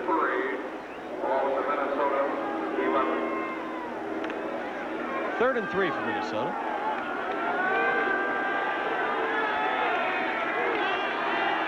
Three running backs lined up behind Markel Fleetwood, the quarterback. They give again to Carter. He's up to the 16. And that's a Minnesota first down. Joel Steed made the stop. The Aurora Hinckley graduate.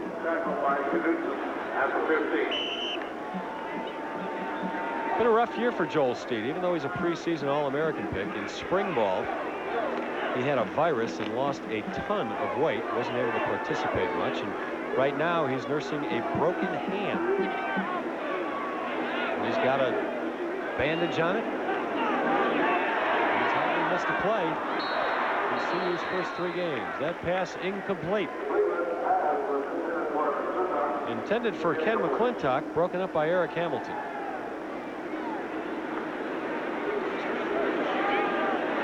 Well, let's go down to the AstroTurf and Mark McIntosh. The hot AstroTurf. You guys were correct. Obviously, the first team is still in there. John Knutson, well, now he's leaving the ball game, but he was getting some experience calling the defensive signals. Now Greg Beekert is going back out in front and calling the signals, but they were giving the freshmen a chance to call the defensive signals there for a while and give them a little experience. A lot of youth on this CU team. And an opportunity to get some work here. Chad Brown puts on a good rush. The pass is incomplete to Chuck Rios. And you can give Chad Brown credit for making Markel Fleetwood get rid of that ball maybe a little earlier than he wanted to.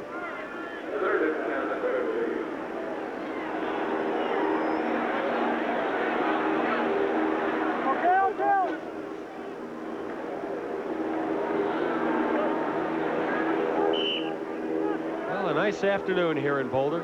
Mid-80s, a little hotter down on the turf. None of the fans have left yet, despite the blowout. You bring a picnic basket, sandwich, a little something to drink. Might as well spend time here as well as in the park. 3rd and 10.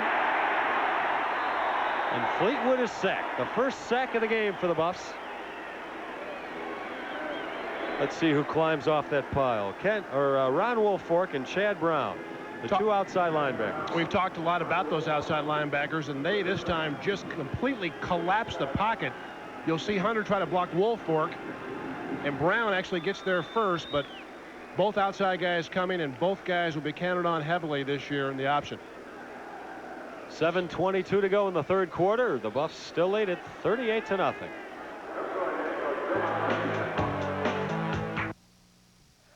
There you see Chip Brixius being helped off. An offensive lineman's nightmare. You know what's going on in front of you, but you can never tell behind you. Chip Brixius right side of the screen blocking and gets cut from behind as the pile gets him. Leonard Renfro trying to get past him, and right knee gets sandwiched in between a lot of people. Well, it's not enough. Minnesota's going to go home with a wounded ego. They're going to go home with some wounded bodies also. Brixius, the 3rd player to go down for Minnesota. The punt from Kaufman to Darian Hagan. And Darian does some dancing down the sideline. A nice run back down to the Minnesota 31-yard line.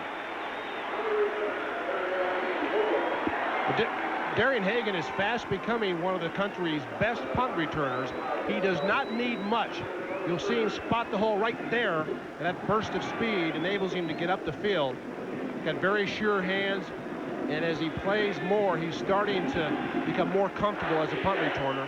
A 24-yard return there.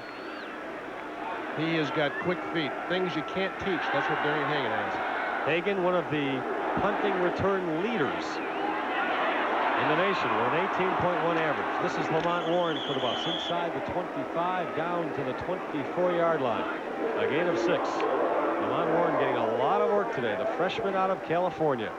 He's got 4.3 speed in the 40-yard dash. A high school All-American. He actually played quarterback in high school and must have thrown the ball pretty well, because over his high school career he completed 62% of his passes. And talk about talent, Lamont Warren also plays the viola. 2nd and 4. Vance Joseph over the middle, tipped away by Ken Seabury. Charles Johnson was open in the end zone. He was flat out diving to make the catch, but Seabury broke it up. Nice job by Seabury, who's playing the right corner. Nobody out in that area, so he's able to fall back to the middle of the field and just got a hand on that one. The Minnesota safeties are getting beaten like a drum all day long. There is nobody back there to cover the Buffs when they get deep into that secondary. 3rd and 4. Joseph. Complete to Michael Westbrook in the game for the first time today. Down to the 7-yard line before Sean Lumpkin makes the tackle. Whole idea of this play is to get the ball to Charles Johnson and make him miss. May as well try for the initial tackle. Just spins away, and Lumpkin, the strong safety, has to bring him down. That's a play that CU wants to incorporate more and more in their offense this year, and they've used it in the first 2.5 games. Westbrook, the freshman redshirt out of Detroit. 1st and goal from the 8. They go up the middle, inside the 5. Lamont Warren with a gain of 4.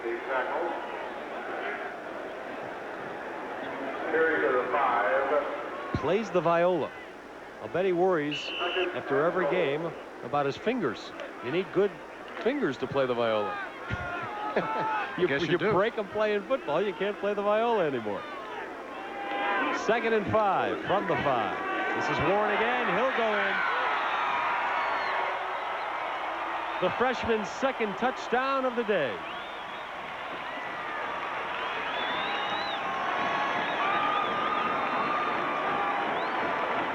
Warren makes a nice read here. It's a lead play, and watch Lamont Warren bounce it outside when he realizes nobody is there. Got enough speed, he can outrun a lot of folks to the corner. And I would say Lamont Warren has had an impressive debut in his freshman year. Jim Harper's kick is good. And the Buffs go over the 40-point mark. It's 45-0. We've got 5:28 to go in the 3rd quarter.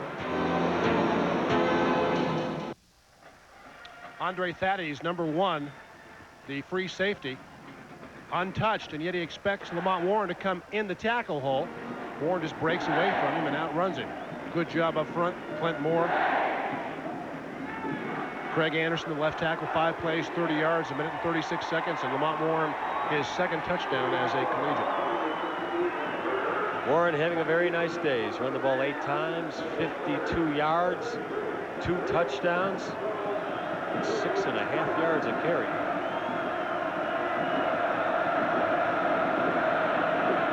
Mitch Berger to kick off.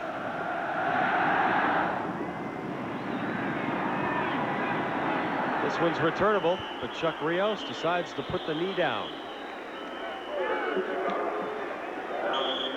So like every other drive this year, Minnesota will start from its own 20. That man right there is the 3rd string quarterback for the Buffs, Cordell Stewart, number 10. And he's not going to play unless something happens to either Vance Joseph or Darian Hagan. They want to redshirt Stewart. He has been very, very impressive so far in practice. The rule is if you play even 1 play during the year, you cannot be redshirted. The Buffs would rather have him stay on the sideline, and that would leave him 4 years of eligibility. Markel Fleetwood keeps, gains 1 yard. The other way you can get redshirted is if you haven't played a lot during the year and you get hurt early in the year. Then the NCAA will allow you to redshirt that year. And you keep that year of eligibility. Well, let's go down to the field once again to Mark McIntosh. All right, another young freshman is in at inside linebacker. You'll see on your screen there, number 46, Ted Johnson. Well, wouldn't you know it, he just ran off the field as the Buffs went to the nickel package. Back up to you guys. Fleetwood looking for a receiver. Buys some time. And runs it out of bounds at the 25. A gain of 4. Brian Diet there to run him out. It's the kind of play Fleetwood made last week against San Jose State, where he'd buy himself some time and eventually threw a 20-yard touchdown pass. Jeff Bruner can't quite make the play as he runs into one of his Buff teammates, Rodell Guest.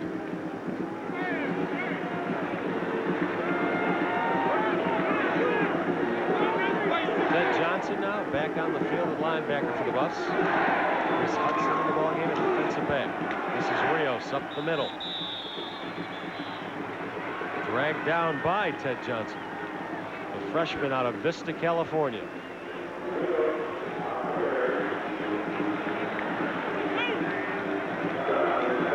Well, the Buffs have gone deep into the bench now on defense. Let's see if the same holds for offense after Minnesota gets off this punt. Darian Hagan will not return this punt. Looks like he's completely taking the rest of the day off. Rico Smith will return this one. And he's back at his own 30-yard line. Gets off the kick. A nice kick. Smith from his own 25. Running sideways, and that doesn't usually work. And it doesn't for Rico that time. He's pushed out after a return of 1 yard. Well, we told you earlier about the Dan Reeves Show, Monday nights at 6:30. If you're interested in being part of the studio audience for the show, tickets are going fast. We still have a few December dates open. Just send a self-addressed stamped envelope with your choice of dates to Dan Reeves Tickets, P.O. Box 5012, Denver, Colorado, 80217. And Cordell Stewart is playing. He is This playing. may be the surprise of the year. Cordell Stewart, a heralded running back, and you see why. Around the left end for first down yardage. Stewart is a freshman out of Marrero, Louisiana, playing quarterback for the Buffs now, a high school All-American. Bill McCartney had said earlier that he wanted to redshirt Cordell Stewart, but he must feel like that now's the time to get the freshman ready in case something should happen to Hagan. He's bigger than both Darian Hagan and Vance Joseph. 6'2", you see 205 pounds, an excellent arm. I don't know that you'll see his arm too many times here this afternoon with the score being 45-0. But here's a kid that has been impressive so far, 18 years old. You should see him wing the ball downfield. Oh, he's got a gun. As Dave told you, it is a romp here at Folsom Field, 45-0 CU. We've got 3:40 to go in the third quarter. Reminiscent of many of the games last year when CU blew almost everybody out. There's a telling shot on the sideline for Minnesota. Gary Isaacson, he was hurt earlier. And I'm sure that's not the only thing hurting him right now.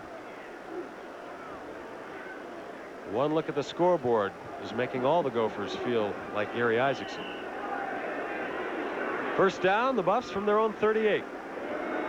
I'm very surprised to see Cordell Stewart in the ballgame, as I know you are too, Dave. Well, it tells me that Bill McCartney is going to play him this year, that he feels like Cordell Stewart can challenge Vance Joseph at the number 2 quarterback, and should something happen to Darian Hagan, it may be competition between Stewart and Joseph. Cordell Stewart is more of a mold of a Cale Gundy type. He's an option quarterback that can run the option, and yet he's got a terrific arm. He can also drop straight back in the pocket and throw it. More option teams are going to kids like this than ever before. Stewart will keep this one. A big hole. Cuts back again. Almost gets away. Down to the 26-yard line. Dennis Capella finally caught up to him. Boy, he did some cutback running like a tailback right there. I think what's distinct about his running ability, he doesn't look like he's moving. He's a very long strider, not like Hagan or Joseph, and he's strong. You see him just push aside a Minnesota Golden Gopher, 33 yards on the run. Plus a good-looking young team. I'm telling you, the next 2 or 3 years, CU fans are going to have a lot to look at. This is Call. He'll get in. Kent Call, touchdown, his second of the day. They are feasting on this Minnesota defense. This is a Gopher hunt, Dave.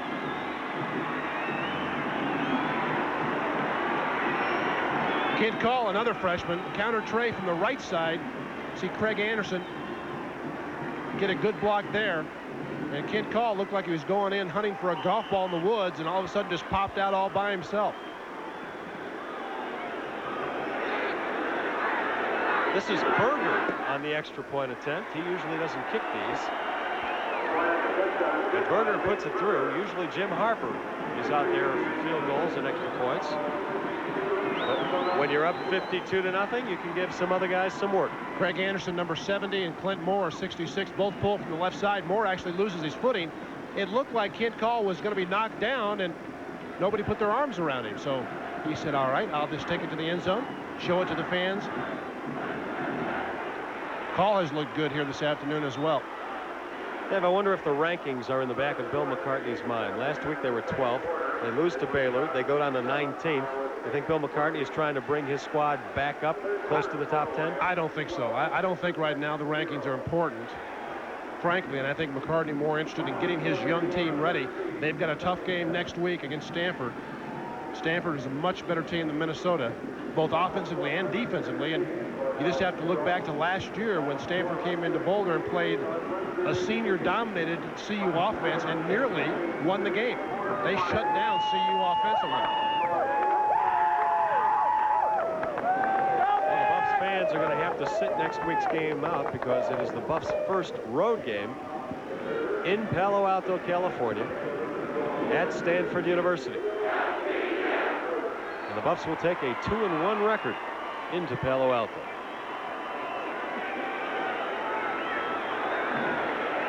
Kent Call having a fine afternoon. You just saw his second touchdown run. He has 66 yards rushing on the day in just 12 rushing attempts.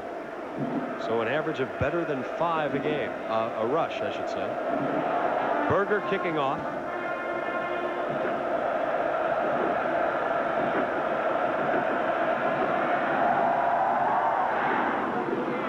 A low line drive taken by Antonio Carter and smashed up at the 31-yard line.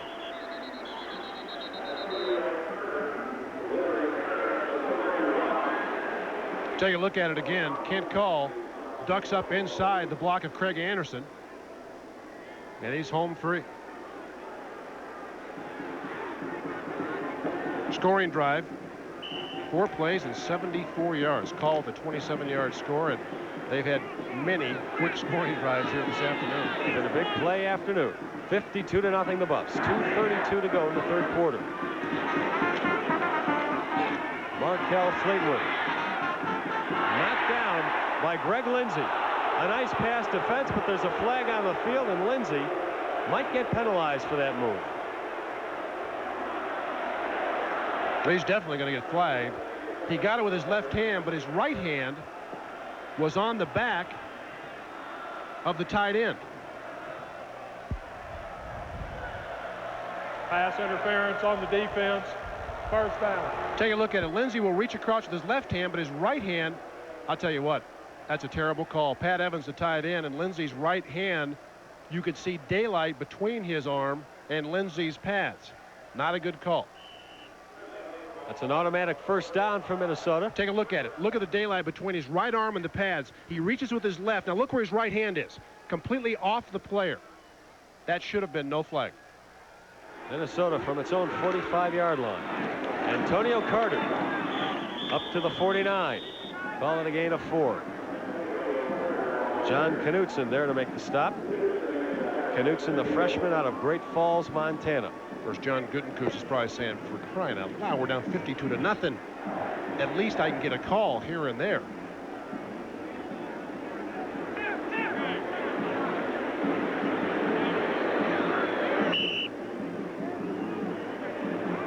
Antonio Carter having a pretty good afternoon. 18 rushes, 76 yards.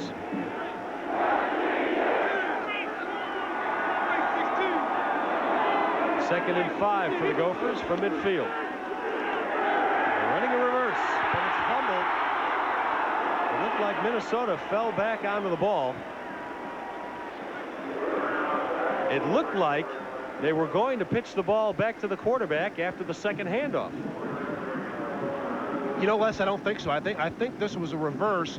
The quarterback's looking to get a block there, and had he been able to hang on to the football, that's Omar Douglas, that thing would have gone for big yards, as they had the CU defense really moving to the right side. Rodell Guest, the linebacker on the left side, was caught up in the play action, and that was going to be positive yards had Douglas held on to the football. 3rd and 17 for Minnesota. 1:40 to go in the third quarter.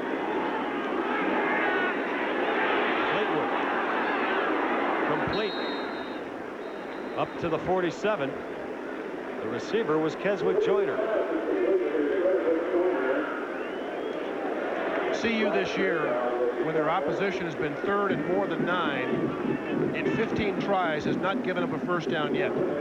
They don't break that string now. Last year, in 70 tries, when teams had 3rd and more than 9, they converted 7 times. So you want to stay out of 3rd and long against this defense. Minnesota will punt the ball. Dean Kaufman from his own 35. Rico Smith lets it drop and bound into the end zone. So the Buffs will have the ball at their own 20. 57 seconds to go in the third quarter. The Buffs lead it 52-0, as you can tell from this shot of the crowd. A lot to be happy about today. A 53-yard punt by Dean Kaufman.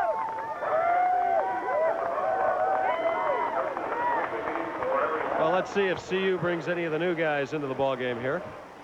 And while we do that, look over the numbers. We'll go down to Mark McIntosh on the field.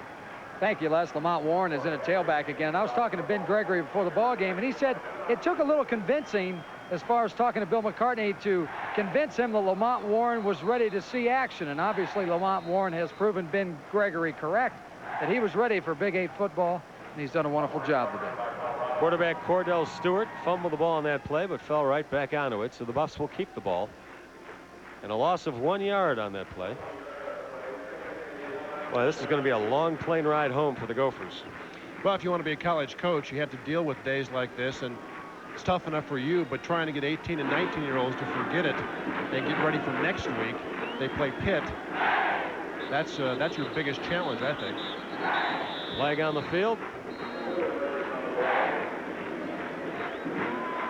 Well, amazingly, most of the crowd is stuck around for this game.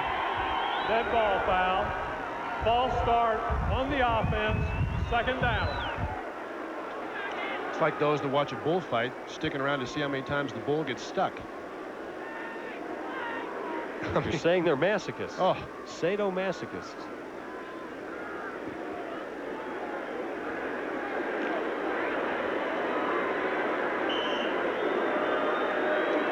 Well, that penalty goes against the Buffs. So it'll be 2nd and 16 from their own 14-yard line. And again, a flag on the field.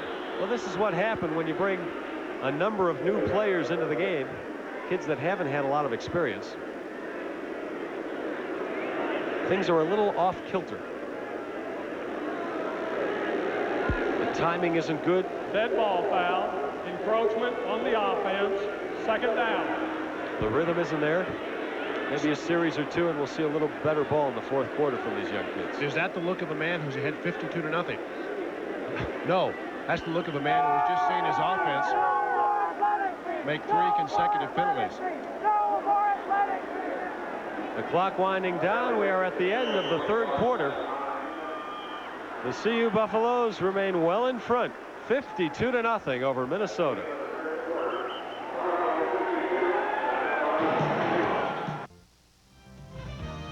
Today's game is brought to you by State Farm Insurance, by Grease Monkey, and by Samsonite, all proud companies for Colorado, and also by McDonald's and by Coors Light.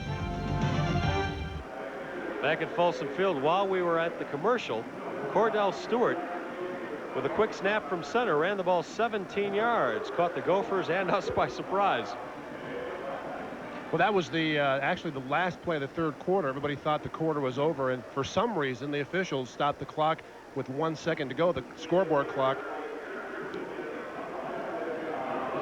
We were just told you can't end the corner on an offensive penalty, which is true, and that's why they ran that play. The clock did run out, but there was a flag on CU, and that's why the play was run. So we'll start the fourth quarter. 52-0 CU.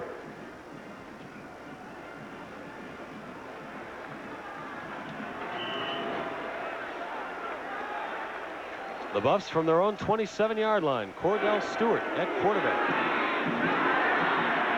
This goes up the middle, across the 30 to the 33. And Lamont Warren ran that ball. CU with its second string offensive line in the game right now. We see Chad Hammond, there is Gottlieb, Roger Ivy, Chris Stortz getting some work.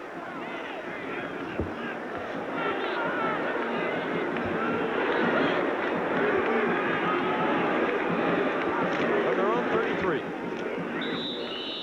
Again up the middle, maybe a yard. There's some third quarter stats for you. Or I should say the stats all the way through the third quarter.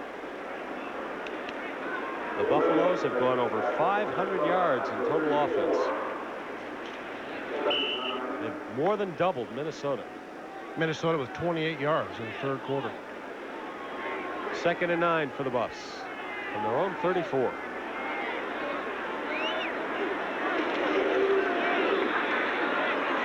Cordell Stewart keeps it. Reaches up to the 39. Call it a gain of 5. It'll be third down.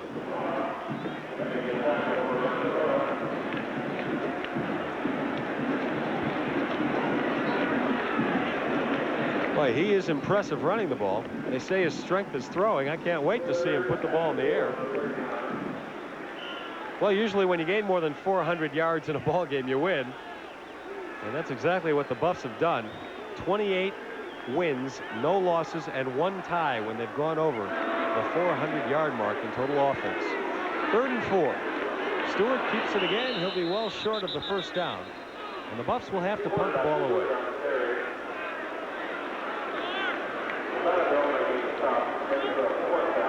Well, a few minutes ago we looked at Gary Isaacson. At least his head was up a little. Now his head is down almost to his waist.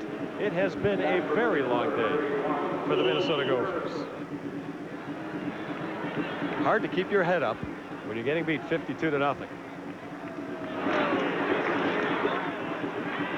Berger the punt. And a fair catch called for. It's fumbled. The Buffs are there. And it's Tony Senna recovering the fumble. You cannot advance a fumbled punt. But the Buffs have the ball anyway with another chance to score from the Minnesota 9-yard line. A 51-yard punt. Well, when things go bad, they just continue. That's a very, very tough catch. An over-the-shoulder catch. And Lewis Garrison can't make it. There's Tony Senna. And the Buffs in business again. Garrison would have been better served to let that thing go. It hit about the 9 and possibly would have made the end zone. Well, as the song said, when you hot, and when you not, you not. And Minnesota, not today. 12:47 to go in the ball game. Cordell Stewart fumbles the snap again, but gets the handoff off. Gain of a couple yards.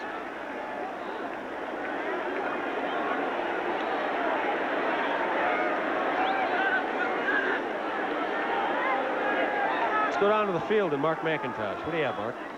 Well, Les, the guy that just carried that ball, local fans will recognize the name of Darnell Brooks. 2 years ago, starred at Thomas Jefferson as they won the state championship, and he last year was a redshirt freshman and he was playing tailback. Then they switched him to cornerback in the spring, but now they've switched him back to tailback, and that was his first carry as a CU Buff. Darnell comes out of the game. Lamont Warren back in, and Warren gets the call. Bounces his way inside the 5. He'll get forward progress. before he was pushed back. Let's see where it's spotted.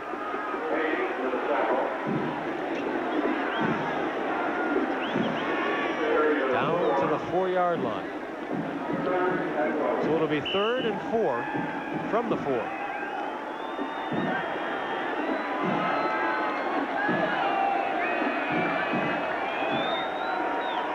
Well, the last 2 games Minnesota has played against Big 8 teams, whopped by Nebraska last year and now by the Buffs. This is Stewart. He is in for the touchdown. Cordell Stewart, his first touchdown as a collegian.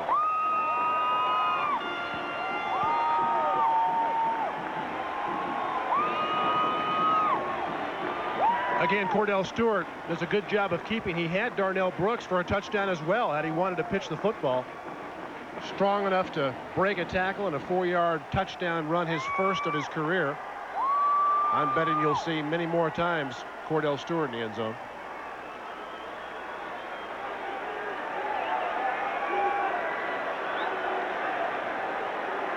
Mitch Berger will once again try the extra point. Mark Henry on the hold. And another Minnesota Gopher is down on the field hurt. It's Andre Davis, their starting middle linebacker. Cordell Stewart getting congratulated. First touchdown he scored as a CU Buff. We're going to take a break here. 11:20 to go in the game. CU leading 58-0 and about to try for an extra point. Les Shapiro and Dave Logan with you at Folsom Field. The Buffs and Cordell Stewart just scored a touchdown. There was a delay in the extra point attempt because a Minnesota Gopher was hurt. Extra point attempt is botched. Mark Henry throws to David Arterberry, but it's incomplete. The 2-point conversion, no good. So the score remains CU 58 and Minnesota nothing. Last year, the biggest blowout for CU came against Kansas State. It was a 61-point victory. The final score was 64-3. Here's that Cordell Stewart touchdown. Good job by the freshman. Once again, sidestep trouble there, and yet stretches the defense, runs to the perimeter. Could have pitched to Brooks, but cut it up and got his first touchdown. Well, that last drive went 3 plays, just 9 yards after the fumbled punt by Minnesota. And Stewart took it in.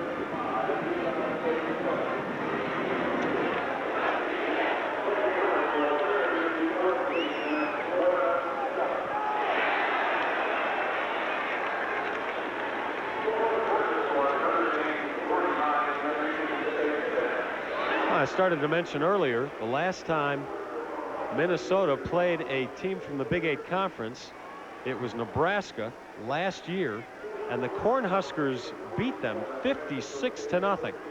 And it took the Gophers a while to recover from that one last year. And other than last year, the last time a Colorado football team scored this many points was back in 1970. They beat Iowa State 61-10. Of course, last year, Colorado beat Kansas State 64-3. Still a lot of time here. A lot of time left for damage. Well, Mitch Berger and Jim Harper have switched roles here. Berger's kicking the extra points, and Jim Harper is kicking off. And he's asked Julian Hayward to hold the ball on the tee because the wind is whipping up a little down on the turf and won't stay up by itself.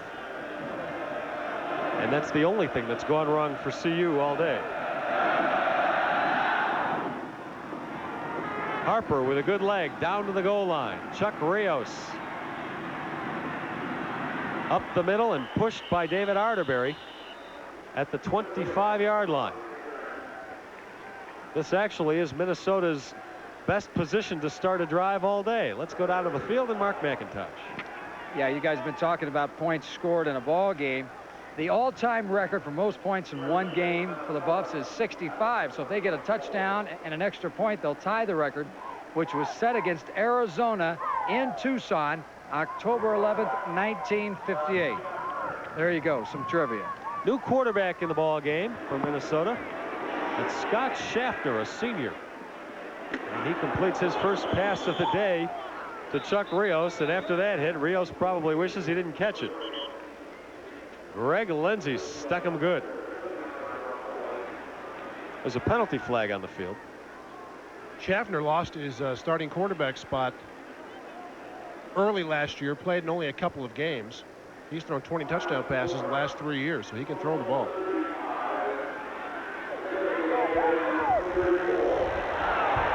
Ineligible, receiver downfield on the offense, first down.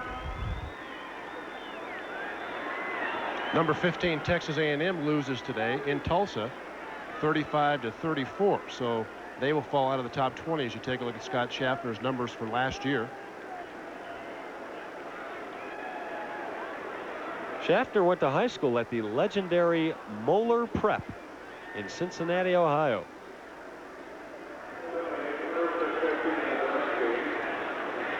First and 15 for the Gophers from their own 19-yard line. Up the middle, intercepted. This could go for 6. It's Chris Hudson. And he gets it inside the 10-yard line. Chris Hudson, the freshman redshirt out of Houston, Texas.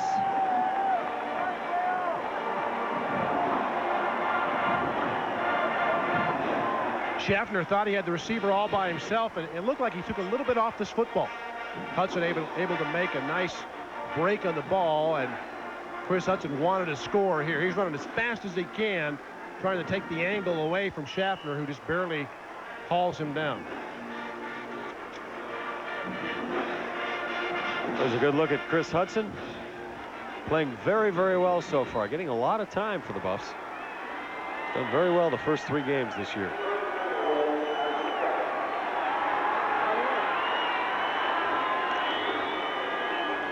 The give goes to David Arterberry. His first carry of the day. Arterberry, the junior, out of Mullen High School in Denver, Colorado. Sociology major. Arterberry is 6'1", 200 pounds.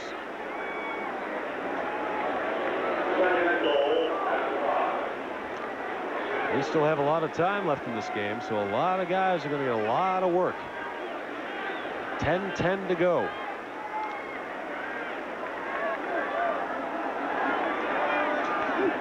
Michael Westbrook also in the game for the Buffs.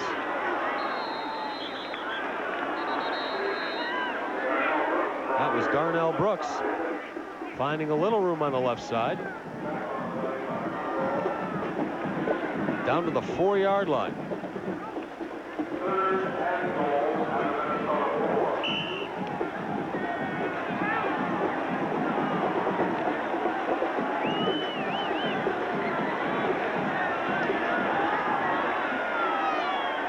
Third and goal from the 4 for CU.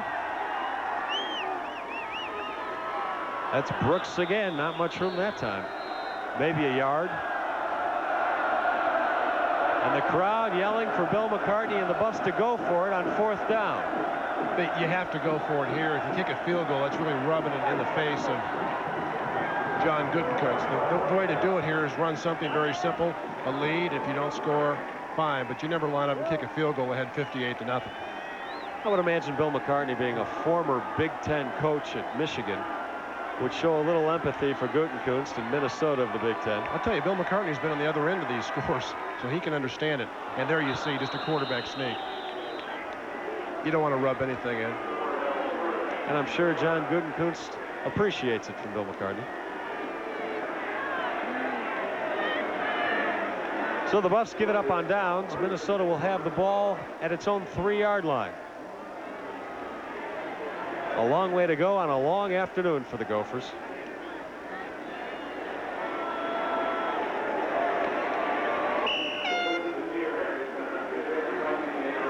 Tonight at 6:30, Catch the Beat, Broncos Beat with Gary Miller. He'll take a look back at last week's game against the Seahawks, as well as take a look ahead to tomorrow's game against the San Diego Chargers. It's Broncos Beat tonight at 6:30 right here on Channel 4, the home of the Broncos. Ken McClintock, the carry for Minnesota. Got a couple of yards out of that before Corey Smith brought him down. Corey Smith, the third string nose tackle for the Buffs out of New Orleans, a freshman redshirt. And his dad, Cornelius Smith, played for the Chicago Bears of the NFL. Scott Schaffner, the new quarterback. This is his second series in place of Markel Fleetwood. That's Antonio Carter. Again brought down by Corey Smith. And Carter is laying on the turf hurt.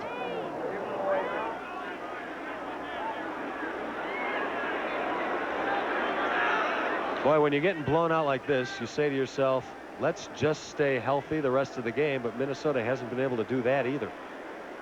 And this is a guy they can ill afford to lose. 6'1", 226 pounds, a sophomore, and he is a vital cog in Minnesota's offense.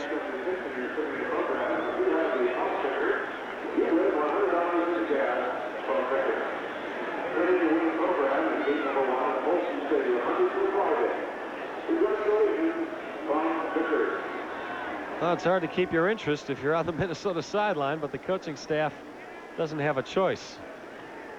In fact, to add insult to injury, they're going to have to look at this game tape a few more times, too. But I tell you what, the coaches will, but this might be one, as you see Carter walk off the field, that they don't show their kids. This might be one the coaches view and then burn and say, let's worry about Pittsburgh this coming Saturday. We didn't play well, so let's get better. And how do the players feel when you were in college and you took a loss? Do you think about a game like this the week after? Sure, you don't want to see it. Pass is complete to Omar Douglas, and he is whacked at the 19. Penalty flag down.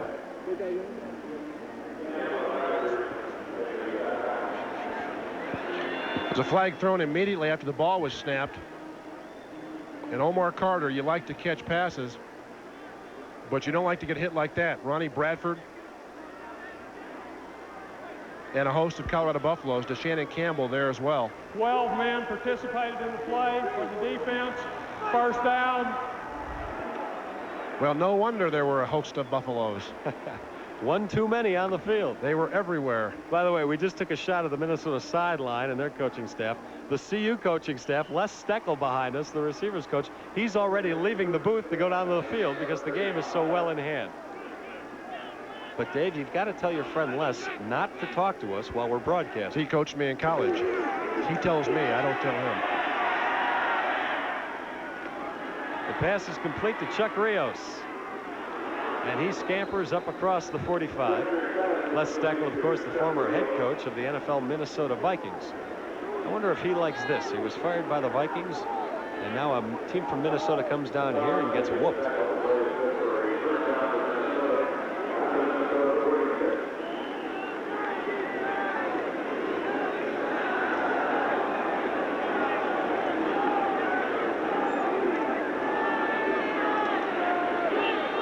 First down for Minnesota. 7:05 to go in the game. Minnesota at its own 46. Chuck Rios up the middle. A little space there. Cross midfield down to the 46. Dave, this is a situation where the Minnesota coaching staff probably wishes it could travel with more people because some of the starters are still in on offense. You don't want to get them hurt, but since you only travel with 60, you've got to play a lot of those first stringers despite the score. Yep, although I tell you, at home, you might not want to toss your young kids into this anyway. Scarred for life. 2nd and 3. This is Rios again. He pushes the pile down to the 41, and he gets the first down. Corey Smith, once again, we've been calling his name quite a bit.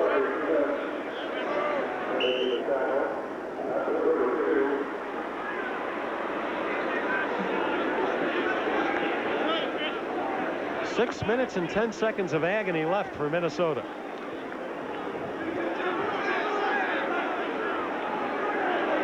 Darius Holland now in the ballgame for the Buffs at defensive end. Schaffner wants to throw. Incomplete.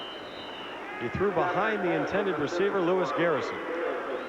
And speaking of Darius Holland, keep that name in mind in the next few years, and even this one. Holland, 6'4" and 275 pounds. He's a freshman from Las Cruces, New Mexico. And he got to Schaffner right about as Schaffner delivered the ball. They are very, very high on Mr. Holland. He was the player of the year in high school in New Mexico. 2nd and 10 from the Buffs 42. Schaffner to the sideline. That ball is tipped and almost intercepted. Rodell House Guest got a hand on it. There's an interesting story. House Guest played for the CU basketball team last year, quit school to try out for the WBL, the World Basketball League, 6'5" and under. He actually was on the roster of the Memphis entry in the WBL and then was quickly cut. Rodell decided to come back to school. You are allowed to come back and play a sport other than the one you were a pro at. And Rodell now playing football once again for the Buffs.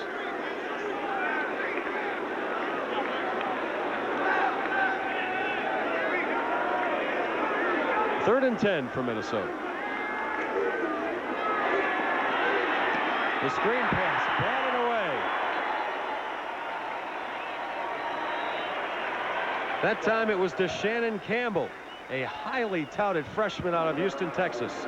Look at the size on DeShannon Campbell. 6'6" and 250. Gets up high enough to take Schaffner's pass. That looked like the field goal block of last week. Santana Dotson. DeShannon Campbell, another freshman. 6'6", 250, and a linebacker, not a defensive lineman. As soon as you hear the numbers on him, you think DL. No, linebacker, and there's a big one. Minnesota punts. It's high, and Rico Smith calls for a fair catch. That's a penalty. When a player calls for a fair catch, you cannot touch him. You can't get within 2 yards of him. You certainly can't whack him, and that's what Marquette Williams just did. You know you're in trouble when not only does one flag throw, but 2, 3, 4 officials throw their flag. And if we had one, we'd have thrown it. Rico Smith says, "I'll catch this," and Marquette Williams said, "Oh, shucks. Why would I do that?" But you know what? You lose concentration in a game like this. You lose focus. Your head's not in the ball game. You're getting blown out 58-0. And it's just hard to keep your mind on the game. This is a 15-yard penalty. Fair catch interference. First down.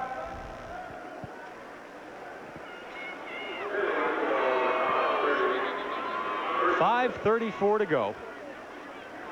And I don't think Minnesota can make any more mistakes than they have already. We'll take a break. CU 58-0.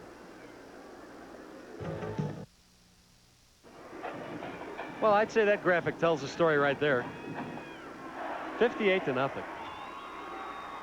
know, Minnesota came in here not too bad a team, a 1-0 record. Came back last week to beat San Jose State, which also isn't a bad team. Matt Bell you see in the ball game now. That was his first carry for the Buffs from the tailback position. Like Darnell Brooks, a graduate of Thomas Jefferson High School.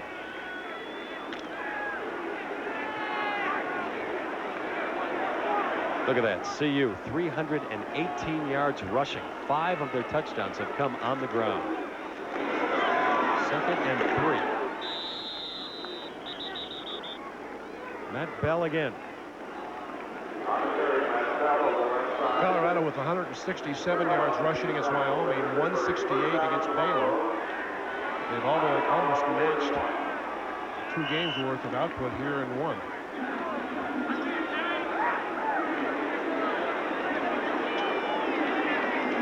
Some time to focus ahead to Stanford. I think that might be one of the key games of the season.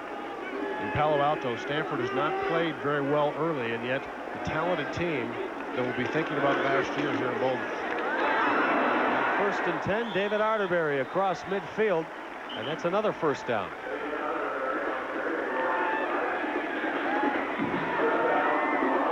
Jeff Rosga made the tackle.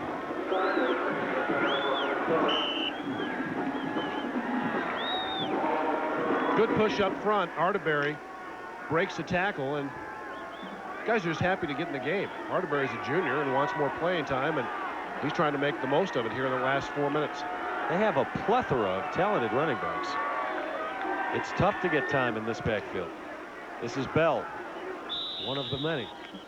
You've got Kent Call, the starter, Lamont Warren behind him, who was just elevated to second string and scored 2 touchdowns today. Chucky Snowden, a kid they like a lot, not playing today because of an Achilles injury. Matt Bell, talented. James Hill, Kendall Bussey, David Arterberry. The list goes on and on. Darnell Brooks. There's a score from Oklahoma. The Sooners putting it to Utah State 35-7 in the 3rd quarter. Boy, Utah State, they go to Lincoln and they go to Norman. Lots of money, but not much fun. 2nd and 8. A nice pickup by Arterberry there. Inside the 35 to the 32. Here's how strong David Arterberry is. Watch the left arm, stiff arm of Jeff Rosga as he tries to put the tackle on right here. Bang, get away. Arterberry just shoves Rosga aside. Picks up more yardage. Another first down. Well, they could go over the 400-yard mark rushing. 3:10 to go.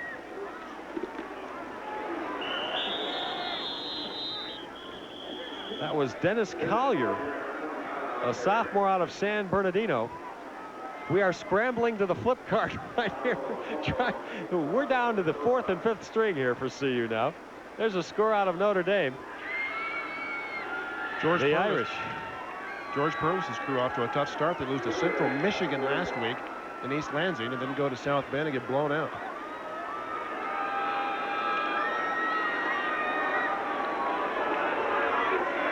Dennis Collier, 5'9", 195 pounds, out of San Bernardino. That's Arterberry.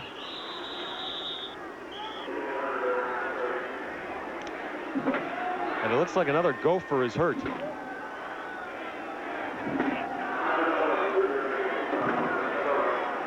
It's number 56. Robert South. Yes, Robert South. Got his right arm, I think, caught in the pile. Couldn't get it out.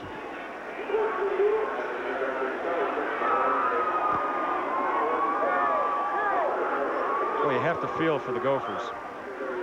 They're not just getting whomped, they're getting hurt also. 58-0, CU. We'll be right back.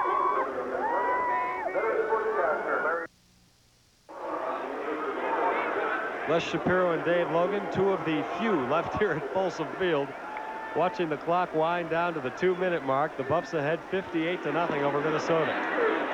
Cordell Stewart throwing the ball. A little surprised they're throwing with this big a lead. That pass complete to Eric Mitchell, freshman redshirt out of California. The speedy Eric Mitchell.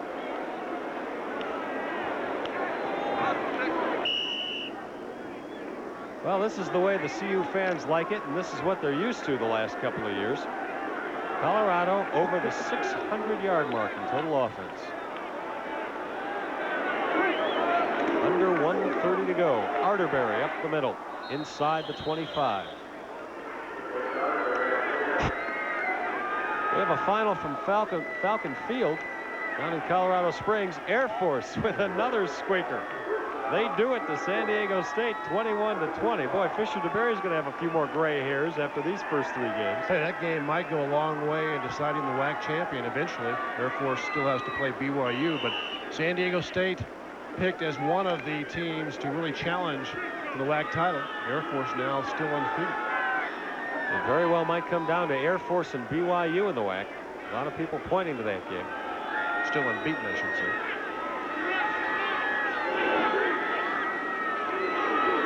Minnesota takes over on downs. It's 1st and 10.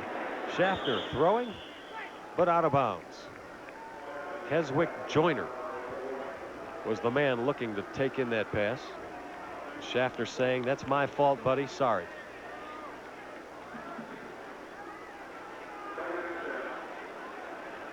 Well, some of the people who helped us put this telecast on today.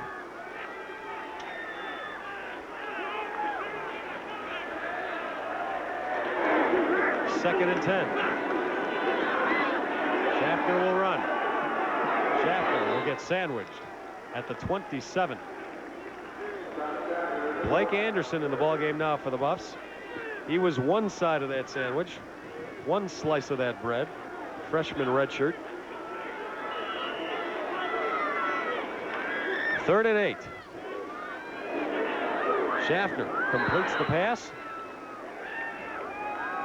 up to the 37-yard line.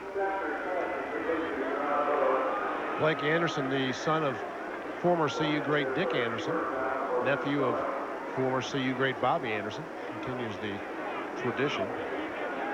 Was a quarterback in high school and a pretty good one. 49 seconds to go. First down for Minnesota. It's nice to see the Gophers haven't stopped trying. They have been able to move the ball a bit. And a nice catch by John Lewis. They've been able to move the ball, but they haven't been able to put any points on the board. Getting shut out. They had their chances early and blew them. 3 field goal attempts, none of them went through the uprights. Schaffner, another pass intended for Lewis, out of bounds.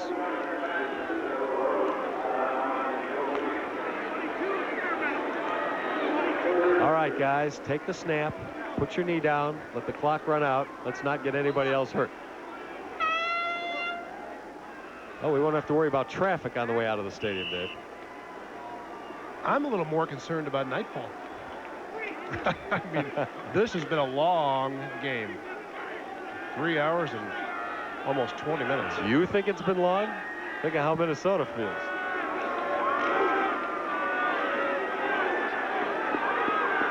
Another pass complete.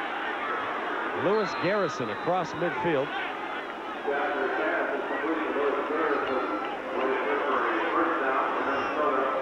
Another first down for the Gophers. 18 seconds left.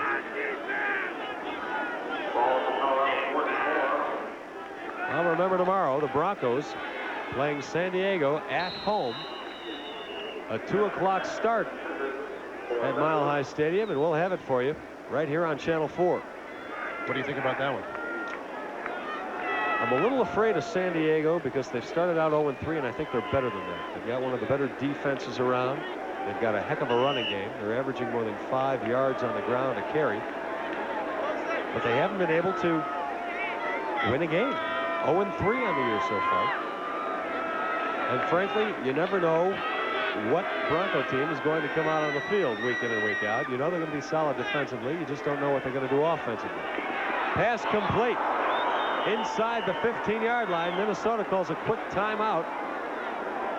A nice pass by Schaffner. And the man who caught the ball, Steve Cambrese, is down on the ground hurt. The Cambrese, as we said, has good hands. Schaffner lays this thing up, and once he catches it, he takes quite a hit from Spencer Coulter, the senior strong safety. Time has been stopped. As Cambrese is still down. Minnesota's going to get one more play. 5 seconds to go here.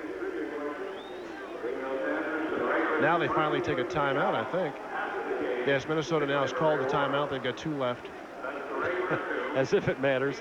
5 seconds to go. They're down by 58 points. You would think John Gutkus would want to get out of here as soon as possible. Oh, you want to score. Get a chance to score. Give these kids something to be a little happy about. The last shutout you see back in 1987 against the Kansas State Wildcats.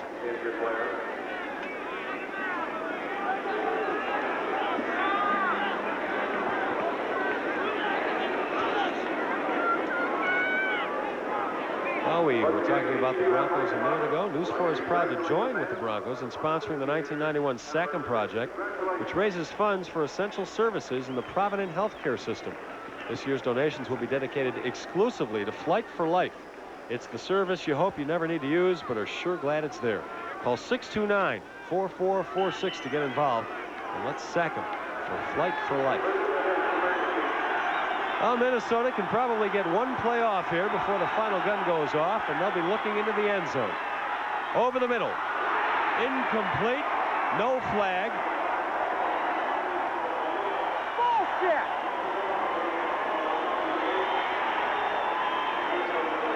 And that is the end of the ball game. Coach McCartney walking off the field with his strength and conditioning coach, Jeff Madden. The two coaches shake hands at midfield. Mac probably saying, John, I wanted to beat you, but not this badly. So the Buffs take a 2-1 record into Palo Alto and the University of Stanford next week. There's your final here at Folsom Field. CU 58, Minnesota nothing.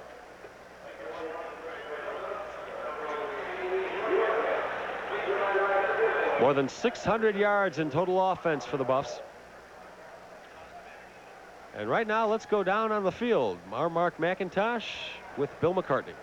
Thank you very much, Les. And, Coach, I know you thought your team would bounce back this week, but I doubt you thought it'd be this convincing. No, I had no idea that we would score this many points. I really didn't. I thought it would be we'd win, but I thought it'd be a close game.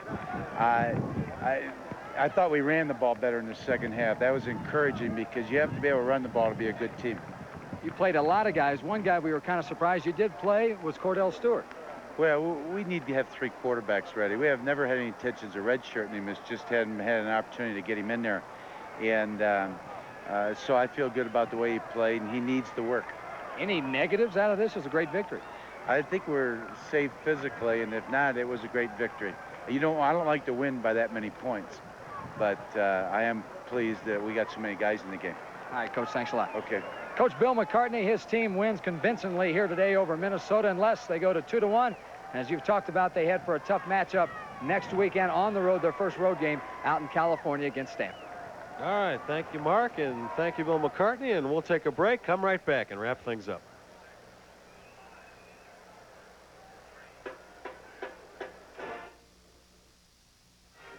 Old Glory waving in the background on a glorious afternoon for the CU football team. 58-0 over Minnesota. Not a whole lot you can say about that. So, Dave, I'll ask you a final question. Would you like to add anything? Nope. Okay. Bye-bye. That's appropriate. The final score, 58-10 CU.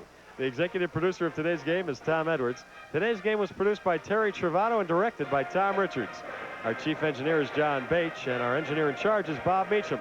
For Dave Logan and Mark McIntosh, this is Les Shapiro saying so long from Folsom Field in Boulder. This has been a presentation of Channel 4 Sports, the home of the CU Buffaloes. Happy faces in Boulder, quite the comeback for Colorado. I know last week everybody was kind of grim around this time, but they are feeling a good deal better about things. The Buffs rebounded rather nicely from last week's disappointing loss to Baylor.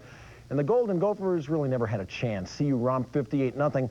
So I'd imagine that they're feeling pretty good about things up there today in Boulder. But there was only one way to know for sure, and that's to head up to where Mark McIntosh is standing by live. And Mark, I guess it's party time, eh?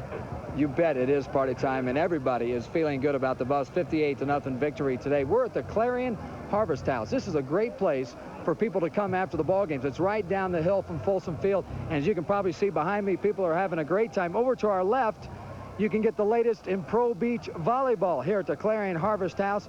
All the fans here celebrating. A lot of them left the ball game earlier. I guess some of them came over here. And we're going to talk to some of the Buff fans right now, get their opinion of how the Buffs are doing right now. Here's Jim Johnson, a longtime CU fan. And I tell you, which is the real CU team? The one that lost last week 16-14 to Baylor, or the one that annihilated Minnesota today? Oh, the one this week, no doubt. But Minnesota's got to remember that the junior high school teams in the state are good, but they really have got to send the college teams out here to play our national champion Buffs. You know what I'm saying? Well, I guess maybe they sent the junior varsity team today. But talking about some of the Buff players, they played a lot of young guys today, including Cordell Stewart, the young freshman out of Louisiana. A lot of people thought they were going to redshirt Cordell Stewart, but they played him. Are you surprised McCartney played him? No, not surprised at all. He's worried about Hagan. He's got to get a backup. The guy is unbelievable. He's going to come on and show everybody that he's as good as everybody thinks he's going to be. I know you're biased, but how do you think the Buffs are going to do? Are they going to win their third straight Big 8 title this year? We'll see what Nebraska does tonight, but I'll hold that out for another couple weeks, but I'd like to see it. They're rebuilding. Maybe so. All right, Jimmy, thanks a lot. Now, on the flip side of things, we have found a Minnesota Gopher fan. Peter Redmond came all the way from Minneapolis, and sorry to say this, buddy, but it wasn't a real good trip. We came out here just because it's an outdoor game, and it's just beautiful out here. It really is. I went to school out here, and why you guys don't have natural grass, I don't know. Well, you don't have natural grass at the Metrodome in Minneapolis. No, I stood up in the stadium and said, either put natural grass on or dome it. Okay, listen, I understand you've got a friend back in our studios. Tell me about this. Jim Benneman? Oh, Jim Benneman. No. He and I used to live together at Sigap House back in Fort Collins, Colorado. All right, and we won't tell the fans and all the viewers what you and Jim Benneman did last night. Thank you, Peter. Go back to Minneapolis. You're a loser, 58-0 today to the CU Buffs. And JB, you and I will have to talk sometime. Gary, tell JB that we got to talk sometime about him and Peter, what they did last night. All right, Mac, thank you very much. Some happy Buff fans, at least one, and one Minnesota fan, I think, somewhat frustrated, and let's hope they took his car keys from him because he's never seen the man in my life. Having a tough day. Perhaps, Jim, you'd like to share what you did last night with us here. Perhaps I might not. Okay, well, whatever. Just thought we'd try. Other important matters to talk about. And why don't we move on to those right now? Good idea. Our Soviet reporter, Hanya Yermolenko, has developed a fondness for football in her short time in the States. She's also getting used to the supermarket experience. Anya says shoppers in her country often have to resort to bribes just to put food on the table. Anya tried the same tactic in this land of plenty, and here's what happened. I have my shopping bag, I have plastic bags, I have an empty jar for bulk foods, all the things which store doesn't usually provide. I have my comfortable shoes on to stand in line. I have a book to kill the time while I'm standing in line. I'm all set to go shopping. Wait, there's no line. It means there's nothing worthwhile in the store. Let's try the back door. Behind the back door, you can find goods which were just delivered and were not sold yet, or goods set aside for friends. This is not for people. This is for deliveries. I guess there's no back door in my understanding of it. The other way to get the scarce goods is to bribe a salesperson. He or she will set things aside for you. Excuse me, sir. Yes. What's your name? Gary. Hi, Gary. How are you doing? I'm fine. How you doing? All right. I need to buy some beef. Maybe we can negotiate something. Negotiate? You don't have to negotiate anything. We got plenty of product back here on our meat department right here to the left. Soviet technique doesn't seem to be helpful. Even coupons here are strange. They are not rationing coupons. We have coupons for discounts on food, but we do not have rations on food. What about lines? Maybe here we have something in common. We usually always have to stand in line, but it's usually not for a very long period. So how long usually? I would say probably anywhere between 4, 5, 10 minutes. 10 minutes by Soviet standards is not a line. It's a joke. The major difference between shopping in the Soviet Union and in the United States is that there the problem is to buy. Here the problem is to sell. I'm Soviet reporter Anya Yermolenko for News 4. It has indeed become a major culture shock, I'm sure, for anyone from the Soviet Union.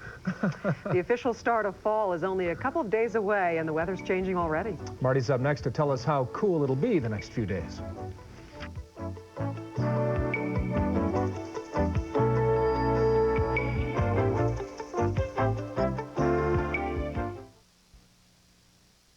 Celebration continues in Boulder. Understandably so. I think they got enough for their highlight film in one day today. They had a day. After letting last week's game slip away, the Buffs figured to be a focused football team today. They hosted a Minnesota club that really was in the wrong place at the wrong time. Let's go up to Folsom Field and check out the blowout in Boulder. It started early. Gophers fumbled on the opening drive, and Darian Hagan, I guess his thumb didn't hurt all that badly. Touchdown pass, Rico Smith, 40-yard connection, 7-0 for the Buffs. Next possession, Hagan, who was 7 for 8 throwing the football today, hits Mark Henry. Where's the defense? 30-yard touchdown, 14-0. Jim Harper, of course, haunted all week by the blocked field goal last week, came through with this 50-yarder still in the first quarter, 17-0 CU. The Buff defense tough today. Watch Ronnie Bradford with the big-time hit. forcing the incompletion on that one. Second quarter play, freshman tailback Lamont Warren gets into the fun. He's got a 31-yard touchdown run. It is 24-0. Buffs led 38-0 at the half. On we go to the third, and freshman Kent Call. He had 2 touchdowns today. This is his second, a 27-yard run. Buffs led 52-0, and it appears that Les and Dave loved it, and so did Bill. He was enjoying it. Final score of the day, courtesy of freshman Cordell Stewart. It is a CU romp. The final, 58-0. Our Mark McIntosh was there and has more on the big Buff win. For the first 2 ball games of the 1991 season, the CU offense sputtered. Not today against Minnesota. It was big day play. There were plenty. Coach said in the middle of the week that we should come out and try to go over the top with them because they were over pursuit, and they had an All-American strong safety who was going to really try to jack our jaw. So when he over pursued, on film you can see that too, and we just knew we can get up top. The offensive line has taken a lot of heat the last 2 games, but today you guys came to play. Yeah, I felt that we were taking a lot of blame, some of it deserved, some of it not, and we just had to go out there and prove ourselves today, and I think we did a pretty good job of doing that. The score doesn't indicate it, but they moved the ball fairly effectively there for a while. Yeah, they did move the ball effectively. Their line was throwing us off. They were zone blocking, and we weren't attacking the line like we should have. Well, obviously, when you have a victory like that and you involve so many guys, and it's just really good tonic for your team. The Buffs are done with a 3-game homestand. Next weekend, a tough road battle in California against the Stanford Cardinal. In Boulder, Mark McIntosh, News 4 Sports. All right, Mark, thank you very much. The Colorado win. Oklahoma, no trouble against Utah State. Wisconsin edging Iowa State 7-6, and Kansas beat New Mexico State 54-14. In the Springs today, Falcons were looking for their 4th consecutive win, welcoming San Diego State to town, along with college football's newest superstar. He is freshman Marshall Falk. And Falk, the running back, remember 386 yards last week against UOP, a new NCAA record. A couple of touchdowns today. 92 yards rushing in the first half for the kid, 114 on the day. That touchdown gave him the lead, but did you see they just missed the extra point? They're leading 20-14 in the 4th. When the Falcons come back, Joe Parisi scores on the plunge. The Falcons add the PAT, and it's true. They win 21-20. Air Force a winner. Southern Miss has just beaten CSU. Sorry, Jimmy.